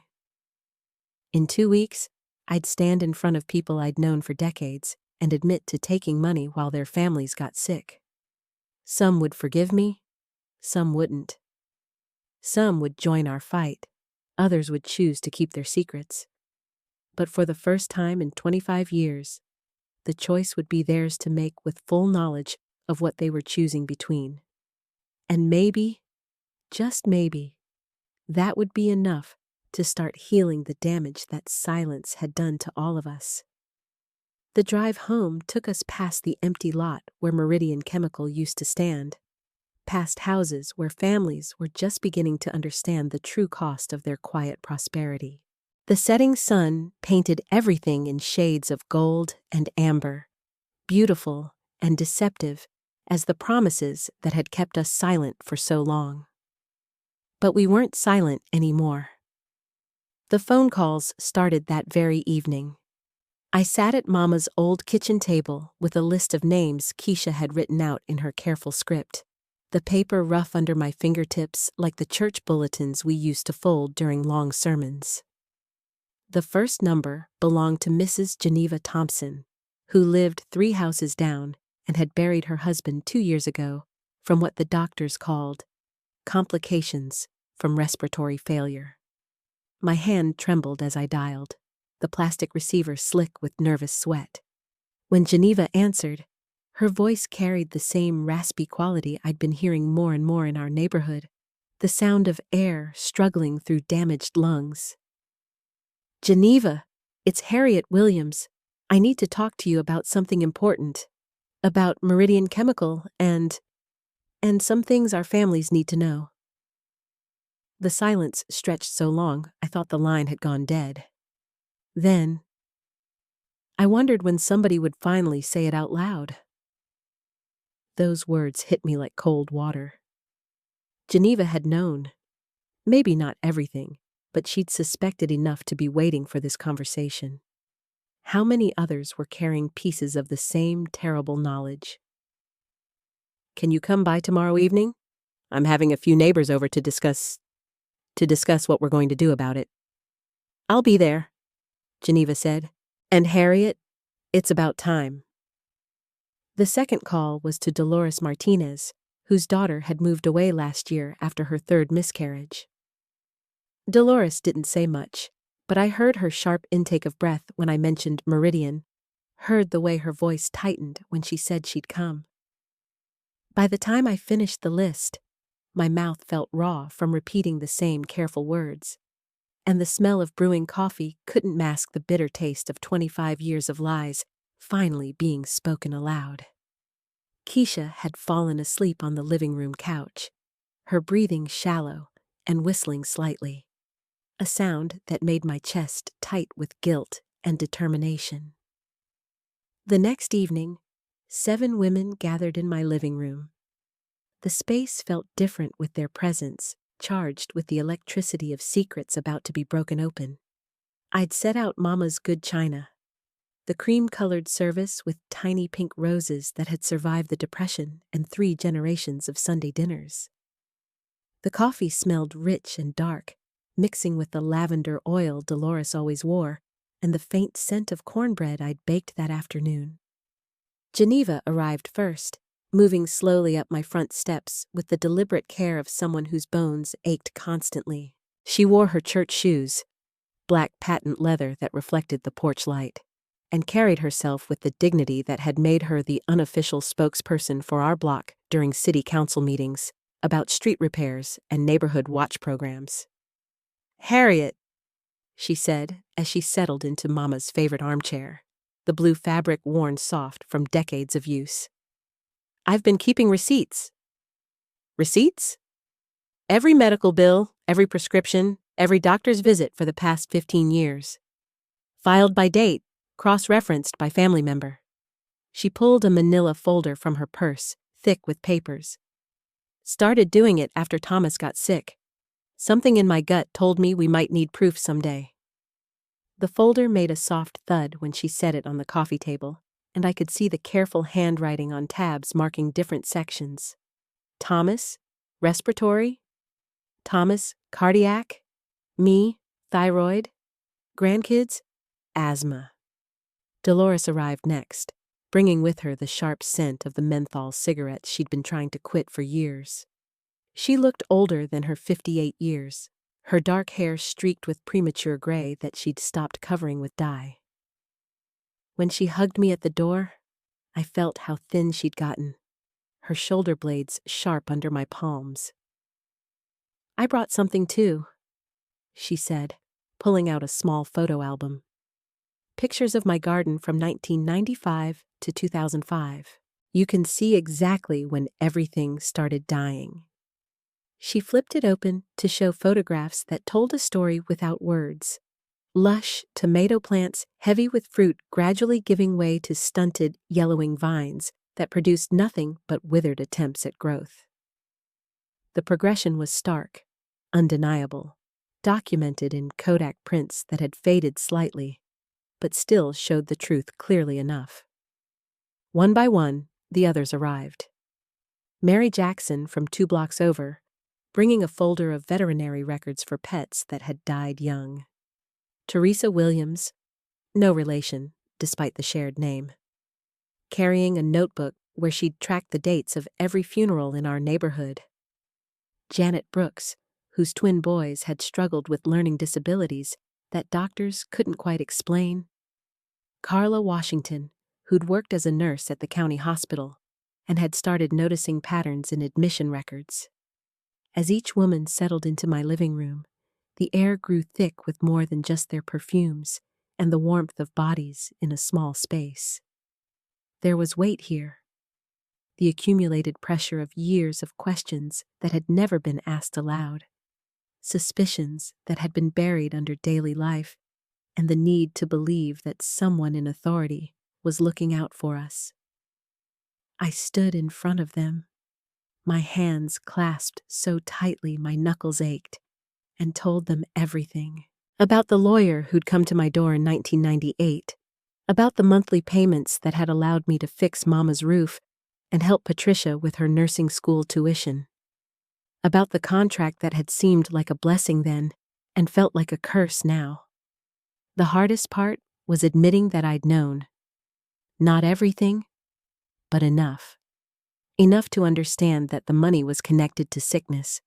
Enough to suspect that our community was paying a price for prosperity we'd never asked for. "How much?" Geneva asked when I finished. Her voice carried no judgment, just the practical need to understand the scope of what we were dealing with. $1,500 a month for 25 years. $450,000 total. The number hung in the air like smoke. I watched their faces as they calculated, as they realized that other families had likely received similar amounts, that the total payout to our community must have been millions. "They paid us to die quietly," Mary said, her voice barely above a whisper.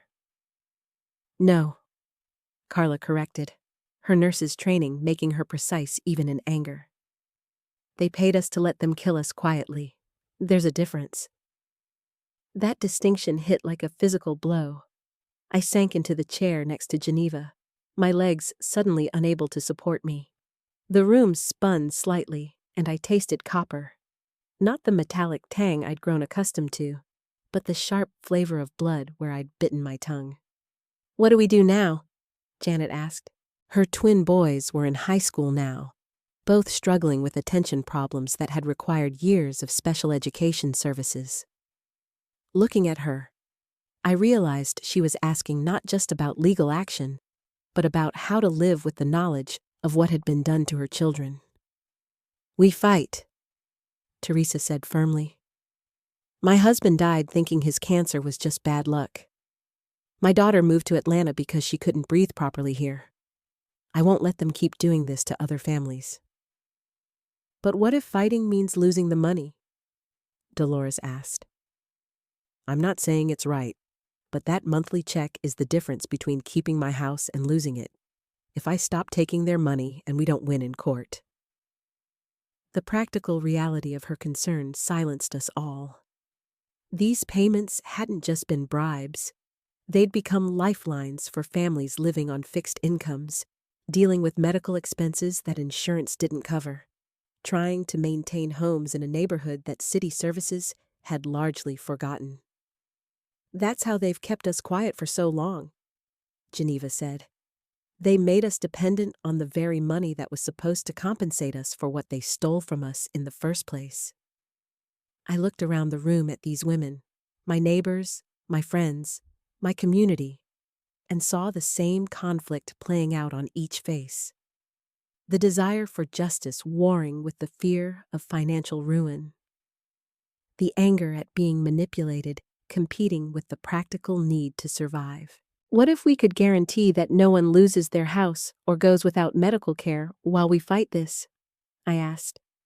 "What if we found a way to support each other through whatever comes next?" "How?" Mary asked. I didn't have an answer yet, but I felt something shifting in the room, a kind of collective breath being drawn. These women had been carrying their suspicions and fears alone for years. Now, for the first time, they were sharing the weight. "We pool our resources," Carla suggested. "Set up an emergency fund for anyone who stops taking Meridian's money. Those who can't afford to stop the payments yet keep receiving them, but they contribute what they can to help others." "And we document everything," Geneva added, gesturing to her folder of medical records. "All of us, together, create a database that shows the full scope of what's been done to our community." The conversation continued for 3 hours, moving from my living room to the kitchen when we needed more coffee, spilling onto the back porch when the house felt too small for the size of what we were planning. By the time the last woman left, we had the framework for something that felt both impossibly ambitious and absolutely necessary. As I cleaned up the coffee cups and put away Mama's china, I found myself moving differently through the familiar space. My shoulders felt straighter, my breathing deeper. The weight I'd been carrying for 25 years hadn't disappeared, but it was no longer mine alone to bear. Keisha emerged from her bedroom, where she'd been doing homework while we talked. She looked better than she had in weeks, still tired, still carrying that persistent cough, but with a brightness in her eyes that reminded me of her mother at that age. "How did it go, Grandmama?" "Hard," I said honestly. "And good, and scary, and necessary." She nodded, as if that made perfect sense. "When's the community meeting?" "This Sunday after church. Geneva's going to ask Pastor Williams tomorrow about using the fellowship hall." "Are you ready?" I considered the question while I wiped down the kitchen counter, feeling the familiar texture of the formica under my palm, breathing in the lingering scents of coffee and the jasmine that bloomed outside the window. "No," I said finally, "but I'm going to do it anyway." That night, I lay in bed listening to the sounds of our neighborhood settling into sleep, the distant hum of air conditioners, the soft closing of car doors as second-shift workers returned home, the occasional bark of Mrs. Peterson's ancient beagle. These were the sounds of a community that had been quietly dying for 25 years while I took money to stay silent about it. But silence wasn't an option anymore. In 3 days, I would stand in front of our neighbors and tell them what I'd learned, what I'd hidden, and what we needed to do together to reclaim our right to live and breathe and raise our children without poison in our air and our water. The thought terrified me, but for the first time since that lawyer had knocked on my door in 1998, I was more afraid of staying quiet than I was of speaking up. The fight for our community's life was about to begin. The fellowship hall filled with voices I'd known my entire life, but the sound felt different now, heavier, charged with something that made the air itself seem to vibrate. I stood at the front of the room, my hands gripping the edges of the folding table where I'd laid out Geneva's medical files, Carla's water test results, and 25 years' worth of Meridian Chemicals blood money documentation. The scent of pine sol mixed with the lingering aroma of this morning's communion bread, creating an odd combination that reminded me of cleaning day at Mama's house when I was small. But underneath it all, I could smell something else. The collective anxiety of 47 women who'd come here knowing their lives were about to change forever. My gold hoops caught the afternoon light streaming through the stained glass windows, the same hoops Mama had worn to every church meeting where she'd fought for better streetlights, cleaner playgrounds, fair treatment from the city council. I touched them now, feeling their familiar weight, and heard her voice as clear as if she were standing beside me. "When you know the truth, baby girl, keeping it to yourself is the same as lying." "Sisters," I began, my voice carrying across the room in a way that surprised me with its strength. "We're here because our children are dying, and we've been paid to pretend we don't know why." The silence that followed was so complete. I could hear the ancient radiator in the corner clicking as it cooled, could hear someone's stomach growling 3 rows back, could hear my own heartbeat thundering in my ears like the bass line from the gospel songs that had sustained me through every crisis of my adult life. Mrs. Dorothy Wilson raised her hand, the arthritis in her fingers making the gesture slow and deliberate. "Harriet, honey, that's a serious accusation. My James has been getting those monthly checks for his disability, and we've always been told it was settlement money from when he got hurt at the plant." "Settlement for what injury, Dorothy?" I asked gently, my throat tight with the knowledge of what she was about to realize. "James never worked at Meridian Chemical. None of our husbands did. The plant hired workers from 3 counties over specifically so they wouldn't have to deal with local families asking questions about what they were dumping in our groundwater." I watched understanding dawn across Dorothy's face like sunrise breaking over dark water, and felt my chest constrict with the weight of witnessing someone's world reshape itself in real time. Her brown skin went ashy, and her hand flew to her throat in a gesture I recognized. The same one I'd made when the lawyer first told me about the community investment payments all those years ago.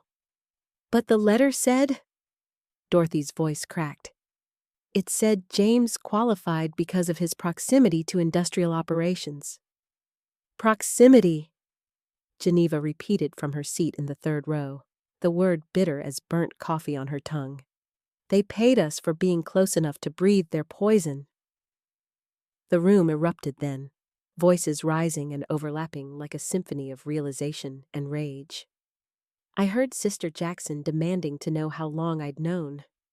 I heard Carla's daughter asking why nobody had warned them before she got pregnant. I heard Mrs. Thompson crying, not the quiet tears of grief, but the raw, angry sobs of someone who'd just learned they'd been betrayed by their own silence. Through it all, I stood at that table, my palms pressed flat against the cool wood surface, feeling every vibration of their voices travel up through my arms and settle in my chest. The weight of 25 years of complicity sat on my shoulders like a lead blanket, but underneath it, something else was building, something that felt like the moment right before lightning strikes, when the air itself becomes electric. "You want to know how long I've known?" I called out, my voice cutting through the chaos with a sharpness that surprised me. "I've suspected for 25 years. I've known for certain for 3 weeks, and I've been a coward for every single day in between." The room went quiet again, but this silence was different, expectant, hungry. These women were waiting for the whole truth, and I was finally ready to give it to them. "The lawyer came to my house in October of 1998, I continued, my voice steady now, grounded in the familiar rhythm of testimony that I'd learned in this very room during decades of church services. "Told me Meridian Chemical was implementing a community wellness program. Said they'd identified certain families who might benefit from monthly supplemental income due to environmental factors beyond their control." I could taste the words like ashes in my mouth, remembering how reasonable it had all sounded at the time. How grateful I'd been for money that would help me keep Patricia in college and cover Mama's cancer treatments. "Environmental factors," I repeated. That's what he called the poison they'd been pumping into our air and water for 30 years. Environmental factors. Like it was weather. Like it was something that just happened to us instead of something they did to us. Sister Michelle stood up from her seat near the back, her voice shaking with an anger that made the windows seem to rattle. "My baby was born with holes in his heart." "Holes, Harriet. The doctors said it was genetic, but there's no heart problems anywhere in my family. Nowhere in his daddy's family either. That child had 3 surgeries before he turned 5, and I've been taking Meridian's money the whole time, thinking it was some kind of blessing." Her words hit me like physical blows, each one landing in my stomach with the force of truth I'd been trying not to acknowledge. I thought of all the babies born in our neighborhood over the past 25 years, all the children who'd struggled with asthma, all the teenagers who'd moved away as soon as they graduated because they couldn't breathe properly here. "How many?" I whispered, but the acoustics in the fellowship hall carried my voice to every corner. "How many of our children?" The answers came like a flood. Heart defects, respiratory problems, developmental delays, cancers that didn't run in families, miscarriages that doctors couldn't explain, learning disabilities that appeared in clusters, street by street, as if following the invisible map of contamination that Meridian had drawn across our community with their chemical waste. I felt my knees begin to shake and grip the table harder, my fingernails digging into the wood grain. The magnitude of what had been done to us, what I had helped them do by staying quiet, was settling into my bones like the deep ache that comes before a storm. "We trusted you," someone called out from the middle of the room. I couldn't see who it was through the tears that had started without my permission, but the voice was young, probably one of the daughters or granddaughters who'd come with their mothers. "You were supposed to be our elder. You were supposed to protect us." The accusation landed like a slap, but not because it was unfair, because it was absolutely devastatingly accurate. I had been their elder. I had been one of the respected voices in our community, someone people came to for advice about dealing with landlords and school administrators and city officials who tried to ignore our needs. And when Meridian Chemical came with their blood money and their environmental factors, I had taken their bribe and convinced myself it was wisdom. "You're right," I said, my voice breaking but carrying. "I was supposed to protect you. I was supposed to be the one asking questions when your children got sick. I was supposed to be the one demanding answers when the city stopped testing our water. I was supposed to be the one organizing meetings like this 25 years ago." I pulled out the manila folder I'd been carrying since the night I first called Geneva, the one filled with copies of every check Meridian had sent, every letter they'd mailed explaining why our monthly payments were community investments rather than hush money. My hands were trembling so badly I could barely open the clasp, but I managed to spread the documents across the table where everyone could see them. "This is what they paid me to stay quiet," I announced. $1,500 a month for 25 years. $450,000 to let them poison my granddaughter. To let them poison all of your children.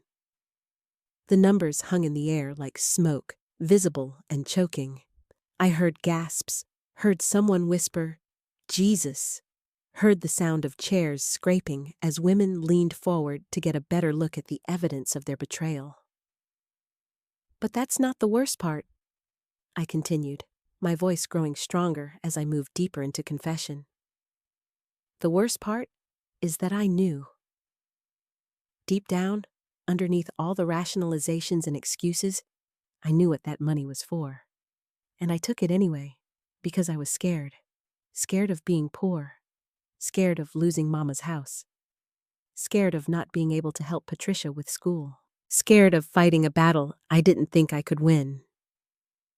I looked out at their faces, some angry, some heartbroken, some still processing the full scope of what I was telling them, and felt something shift inside my chest. The weight I'd been carrying wasn't getting lighter, but it was changing shape, transforming from the crushing burden of secret knowledge into something that felt more like fuel. "I was wrong," I said simply. "I was wrong to take their money. I was wrong to stay quiet. I was wrong to choose my fear over your children's lives, and I can't undo any of that." The silence stretched between us like a held breath. I could smell the fear in the room now, sharp and acidic, mixing with the lingering scent of Sunday morning's fried chicken dinner, and the faint aroma of someone's pressed hair beginning to revert in the humidity of 47 women's collective anxiety. Finally, Geneva stood up, her movements deliberate and graceful despite her 73 years. She walked to the front of the room, her heels clicking against the linoleum in a rhythm that sounded like a countdown, and stood beside me at the table. "Sister Harriet," she said, her voice carrying the authority of someone who'd been leading church committees since before I was born. "What you did was wrong. What I did was wrong too. I suspected, and I stayed quiet because the money helped with my grandson's medical bills. What Carla did was wrong, and Dorothy and Michelle, and probably every woman in this room who took their blood money and convinced ourselves we didn't know what it was for." She picked up one of the payment stubs from the table, holding it between her fingers like it was contaminated. "But you know what was more wrong? What they did to us, what they're still doing to us. And the only way we stop being wrong is to start being right."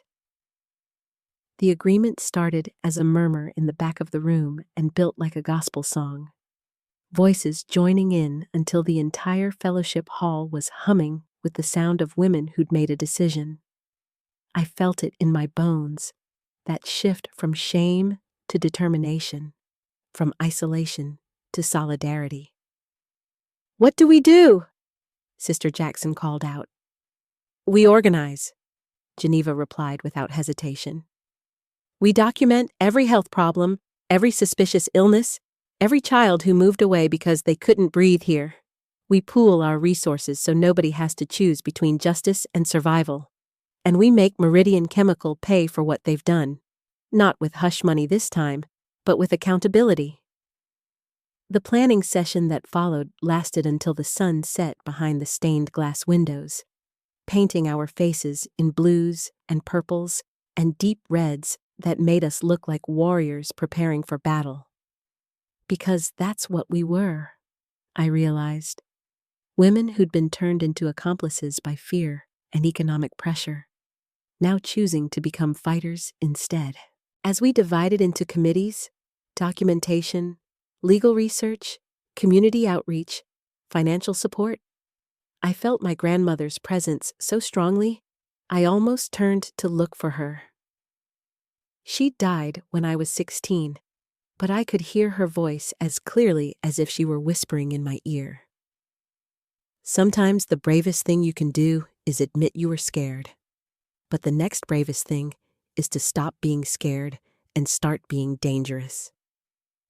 By the time we locked up the fellowship hall and walked out into the warm evening air, I was exhausted, but electrified. My body ached from 3 hours of standing and talking and organizing, but my chest felt lighter than it had in decades. The burden of silence had been replaced by the weight of responsibility, and responsibility felt like something I could carry. Keisha was waiting for me on the front steps of the church, her homework spread across her lap, that persistent cough still rattling in her chest, but her eyes bright with curiosity. "How did it go, Grandmama?" I sat down beside her, feeling the cool stone beneath my legs, breathing in the evening air that smelled of blooming magnolia and the distant promise of rain. "Hard," I said, echoing what I'd told her after the neighborhood meeting. "And good, and scary, and necessary." She nodded and gathered her books. "What happens now?" I looked back at the fellowship hall, where the lights were still on, and I could see Geneva and Carla through the windows, still talking, still planning. I thought about the 47 women who'd walked out of here tonight with a mission instead of just complaints. I thought about the children and grandchildren who might finally be able to breathe freely because their mothers and grandmothers had decided to stop being afraid. "Now we fight," I said, "and this time, we fight to win."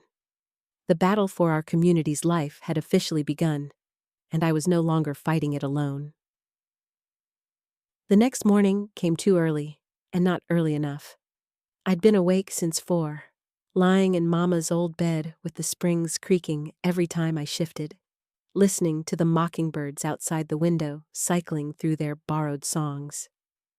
My body felt like I'd run a marathon, every muscle aching from 3 hours of standing and organizing, my throat raw from talking, my hands stiff from gripping papers and pointing at documents.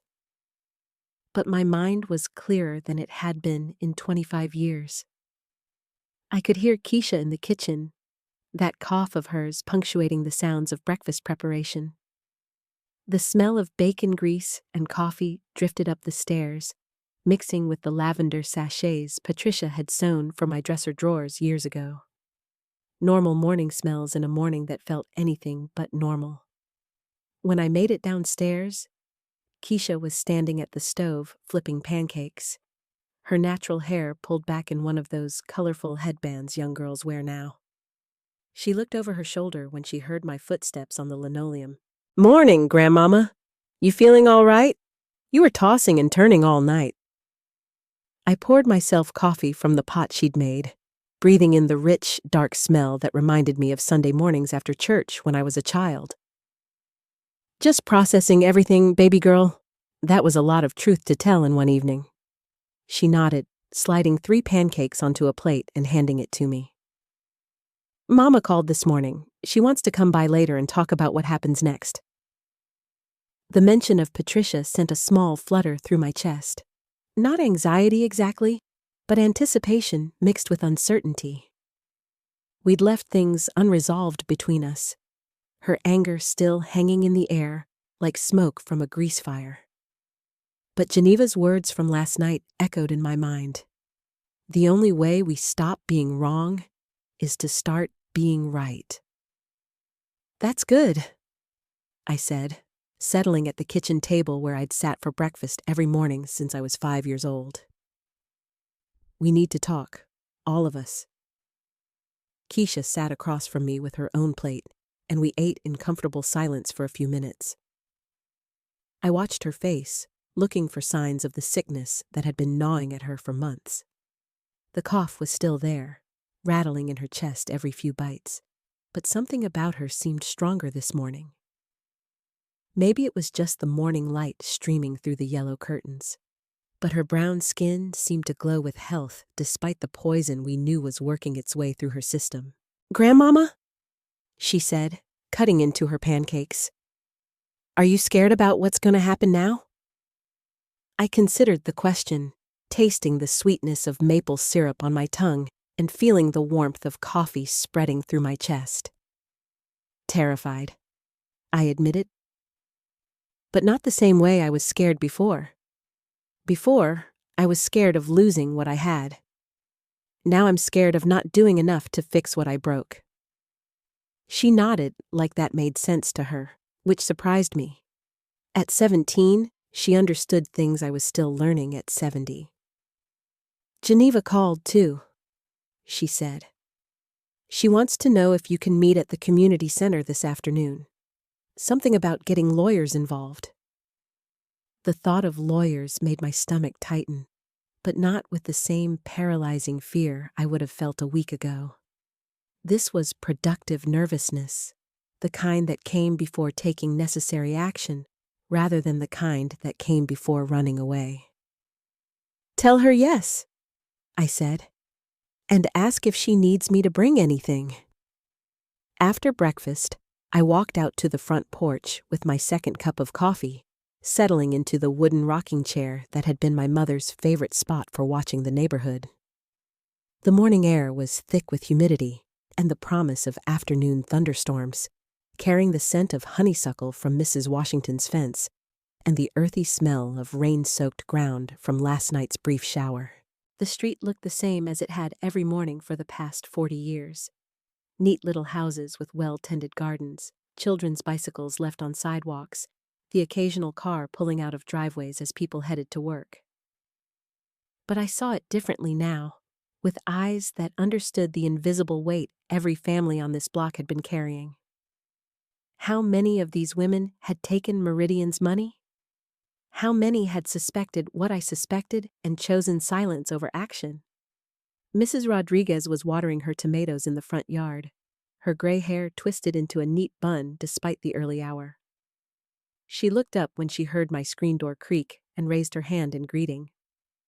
I waved back, wondering if she'd been one of the 47 women in the fellowship hall last night, or if she was still carrying her secrets alone. Around 10 o'clock, Patricia's car pulled into the driveway, the engine ticking as it cooled in the morning heat. I watched through the living room window as she sat in the driver's seat for a long moment before getting out, her movements careful and deliberate, like she was gathering courage.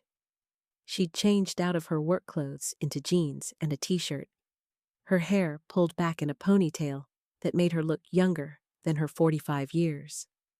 When she knocked on the front door, I opened it before she could change her mind and leave. "Hey, Mama," she said, her voice cautious but not angry. "Can we talk?" "Come on in, baby. Keisha's upstairs doing homework." We settled in the living room, Patricia on the couch where she used to curl up as a child to watch Saturday morning cartoons, me in the armchair that had been my mother's domain for 23 years before it became mine. The silence between us felt different than it had a few days ago, less charged with unspoken accusations, more weighted with the possibility of understanding. "I've been thinking about what you said," Patricia began, her hands folded in her lap. "About choosing survival over uncertainty, and about how that's different from choosing money over family." I nodded, waiting for her to work through whatever she'd come to say. "I think," she continued, her voice getting stronger, "that maybe they're not as different as you want them to be. But I also think that understanding why you made that choice doesn't mean I have to agree with it." The honesty in her words hit me like a physical sensation, relief and sadness and gratitude all mixing together in my chest. "You're right," I said, "and you don't have to forgive me just because you understand me." "I know," she said, "but I want to. I want to forgive you, and I want to help fix this mess, and I want to be angry about it all at the same time. Is that allowed?" I laughed, surprising myself. "Baby girl, I've been angry and guilty and determined all at the same time for the past week. I think complicated feelings are the only honest ones we've got left." She smiled then, the first real smile I'd seen from her since this whole thing started. "Keisha told me about the meeting last night. 47 women?" 47 women with stories just like ours," I confirmed. "Geneva's organizing a legal strategy meeting this afternoon. You want to come?" Patricia was quiet for a moment, looking around the living room where she'd grown up, her eyes landing on the family photos covering the mantelpiece. Pictures of her as a baby in my arms, Keisha as a toddler in pigtails, my mother holding me on her lap when I was 6 years old. 4 generations of women who'd loved each other through mistakes and secrets and circumstances beyond their control. "Yeah," she said finally, "I want to come. But first, I want to hear the whole story. Everything you remember about when they first approached you, what they said, what you were thinking. All of it." So I told her. We sat in that living room for 2 hours, and I told her everything I could remember about the day Thomas Mitchell first showed up at my door with his briefcase, and his smooth explanations, and his check that seemed like salvation. I told her about the relief I'd felt when the first payment arrived, how it had meant the difference between keeping the house and losing it after her father died. I told her about the growing unease over the years, the way I'd pushed down my suspicions every time someone in the neighborhood got sick, the way I'd convinced myself that correlation wasn't causation, even as the evidence mounted. Patricia listened without interrupting, her expression cycling through anger and sadness and understanding, and back to anger again. When I finished, she was quiet for a long time. "I wish you'd told me sooner," she said finally. "Not because I would have handled it better, but because carrying all that alone must have been hell." It was, I admitted, but I was more afraid of losing you than I was of keeping the secret. And now? I looked at her sitting there in the afternoon light, streaming through the lace curtains my mother had hung 30 years ago, her face serious but open, her hands no longer clenched in her lap. Now, I'm more afraid of not doing everything I can to make it right. She nodded. Then let's go make it right. The community center was buzzing with activity when we arrived that afternoon. Geneva had transformed the main meeting room into what looked like a war room. Folding tables covered with documents, a whiteboard covered with names and dates. Women clustered in small groups talking intensely about legal strategies and media contacts and community organizing tactics. I recognized most of the faces from the night before, but there were new ones too. Younger women who must have been daughters and granddaughters. A few I didn't recognize, who must have heard about the meeting through the neighborhood network that carried news faster than the internet ever could. Geneva looked up when she saw me come in, her face lighting up with the kind of smile that meant business was about to get done. Harriet, perfect timing. Come meet Sarah Williams. She's a lawyer with the Environmental Justice Coalition, and she drove down from Atlanta this morning when she heard about our situation. Sarah Williams was a black woman in her 30s, her natural hair cut short and professional, wearing a navy blue suit that said she meant business, but earrings that said she hadn't forgotten where she came from. Her handshake was firm, her eyes direct and intelligent. "Mrs. Johnson," she said, "Geneva's been telling me about your community's situation. I want you to know that what Meridian Chemical did to you wasn't just morally wrong, it was illegal. Federal environmental law requires disclosure of contamination risks, and paying residents to stay quiet about health impacts is a clear violation of multiple statutes." The words sent a jolt of something, hope, vindication, through my system. "What does that mean for us?" "It means you have legal options," Sarah said, "both civil and criminal. The payments you received could be evidence of a conspiracy to suppress environmental health information. The health impacts on your community could support both personal injury claims and broader environmental justice action." She gestured to the tables covered with documents. "Geneva's told me you have records of the payments going back 25 years. If we can document the health impacts and prove the company knew about the contamination risks, we could be looking at significant financial compensation for the community. Not hush money this time, but accountability money. Enough to pay for medical treatment, environmental remediation, maybe even relocation assistance for families who want to move." The room had gotten quiet around us, women stopping their conversations to listen. I could feel their attention like a physical weight. 47 women and their daughters and granddaughters waiting to hear if there was really a path forward, or if we were just trading one kind of false hope for another. "What do you need from us?" I asked. "Everything," Sarah said. "Medical records, payment documentation, water test results if anyone has them, personal testimonies about health impacts and when they started, property records showing whose families have been here long enough to establish a pattern.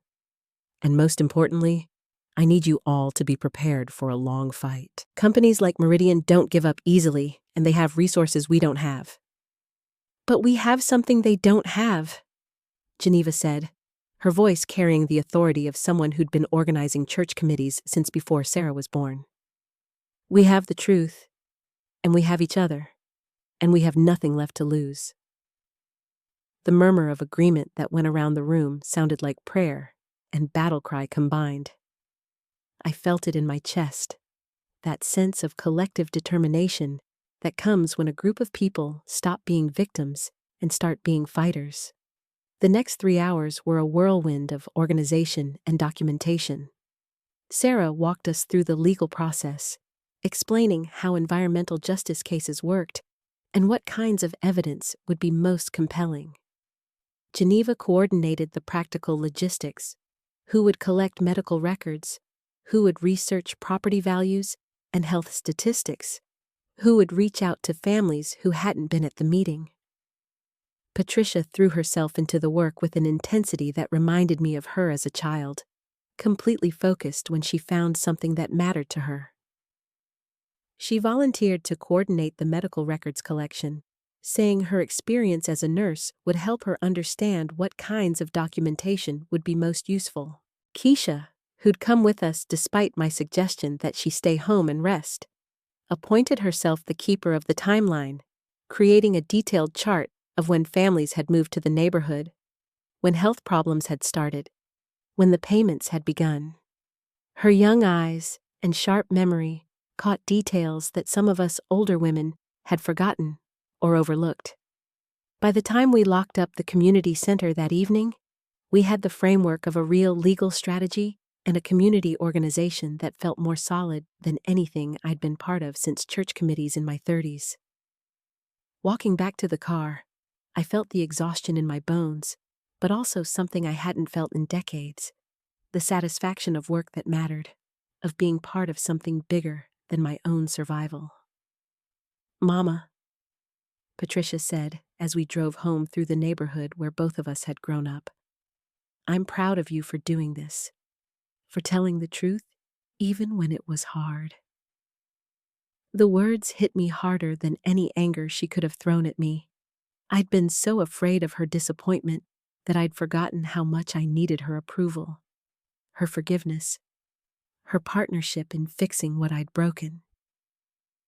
"Thank you, baby girl," I said, my voice thick with emotion I hadn't expected. That means more to me than you know."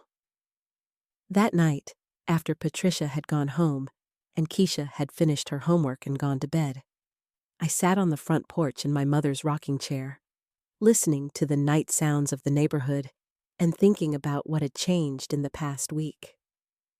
The air still smelled the same: honeysuckle and car exhaust, and the faint chemical tang that I now knew came from soil contamination rather than the paper mill across town. The houses still looked the same, their porch lights creating small pools of yellow warmth in the darkness. But I saw it all differently now, with eyes that understood the invisible connections between every family on every block. Mrs. Rodriguez's tomatoes might be growing in contaminated soil. The Johnson's baby, who'd been born with breathing problems, might be another casualty of Meridian's legacy. The Washingtons' decision to move to Florida last year might have saved their grandchildren's health. But now we knew. Now we were organized. Now we had legal representation and a plan and each other. My phone buzzed with a text message: "Geneva," sending a photo of the whiteboard from today's meeting with the caption, "Look what we built today." The image showed our community organization chart, complete with committees and contact lists and action items, 47 names connected by lines of relationship and shared purpose. I texted back, "Mama would be proud." She responded immediately, "She is proud, and she's not the only one watching over us." I looked up at the stars, barely visible through the light pollution and humidity, and felt the presence of all the women who'd come before us. My mother, my grandmother, Patricia's grandmother, who'd raised her when I was working double shifts, all the women who'd made hard choices and carried heavy secrets and survived what they thought they had to survive. But we weren't just surviving anymore. We were fighting back. The rocking chair creaked gently as I moved back and forth, the rhythm steady and soothing like a heartbeat or a lullaby. Tomorrow there would be more meetings, more phone calls, more legal documents to organize and medical records to collect. There would be resistance from Meridian Chemical, and probably threats and attempts to divide us or discredit us. But tonight, for the first time in 25 years, I went to sleep without secrets. The weight I'd been carrying, the guilt and fear and isolation, had been transformed into something else entirely: not gone, but changed, shared, converted from a burden that weakened me into fuel that strengthened our collective fight. In Mama's old bedroom, lying in her bed under the quilt she'd sewn by hand 40 years ago, I touched the gold hoops in my ears, the ones she'd given me at 16, the ones I'd worn to her funeral, the ones I'd worn last night when I stood up and told the truth. They felt different now, not like a weight of memory and obligation, but like a connection to strength and courage and the long line of women who'd fought for their families in whatever ways they could. I closed my eyes and listened to the house settling around me, to Keisha's breathing in the room down the hall, to the distant sound of night trains carrying cargo through our contaminated but still beloved neighborhood. Tomorrow, we would continue the fight for our community's health and our children's future. Tonight, I rested in the knowledge that I was no longer fighting alone. The battle was far from over, but for the first time in 25 years, I believed we could win.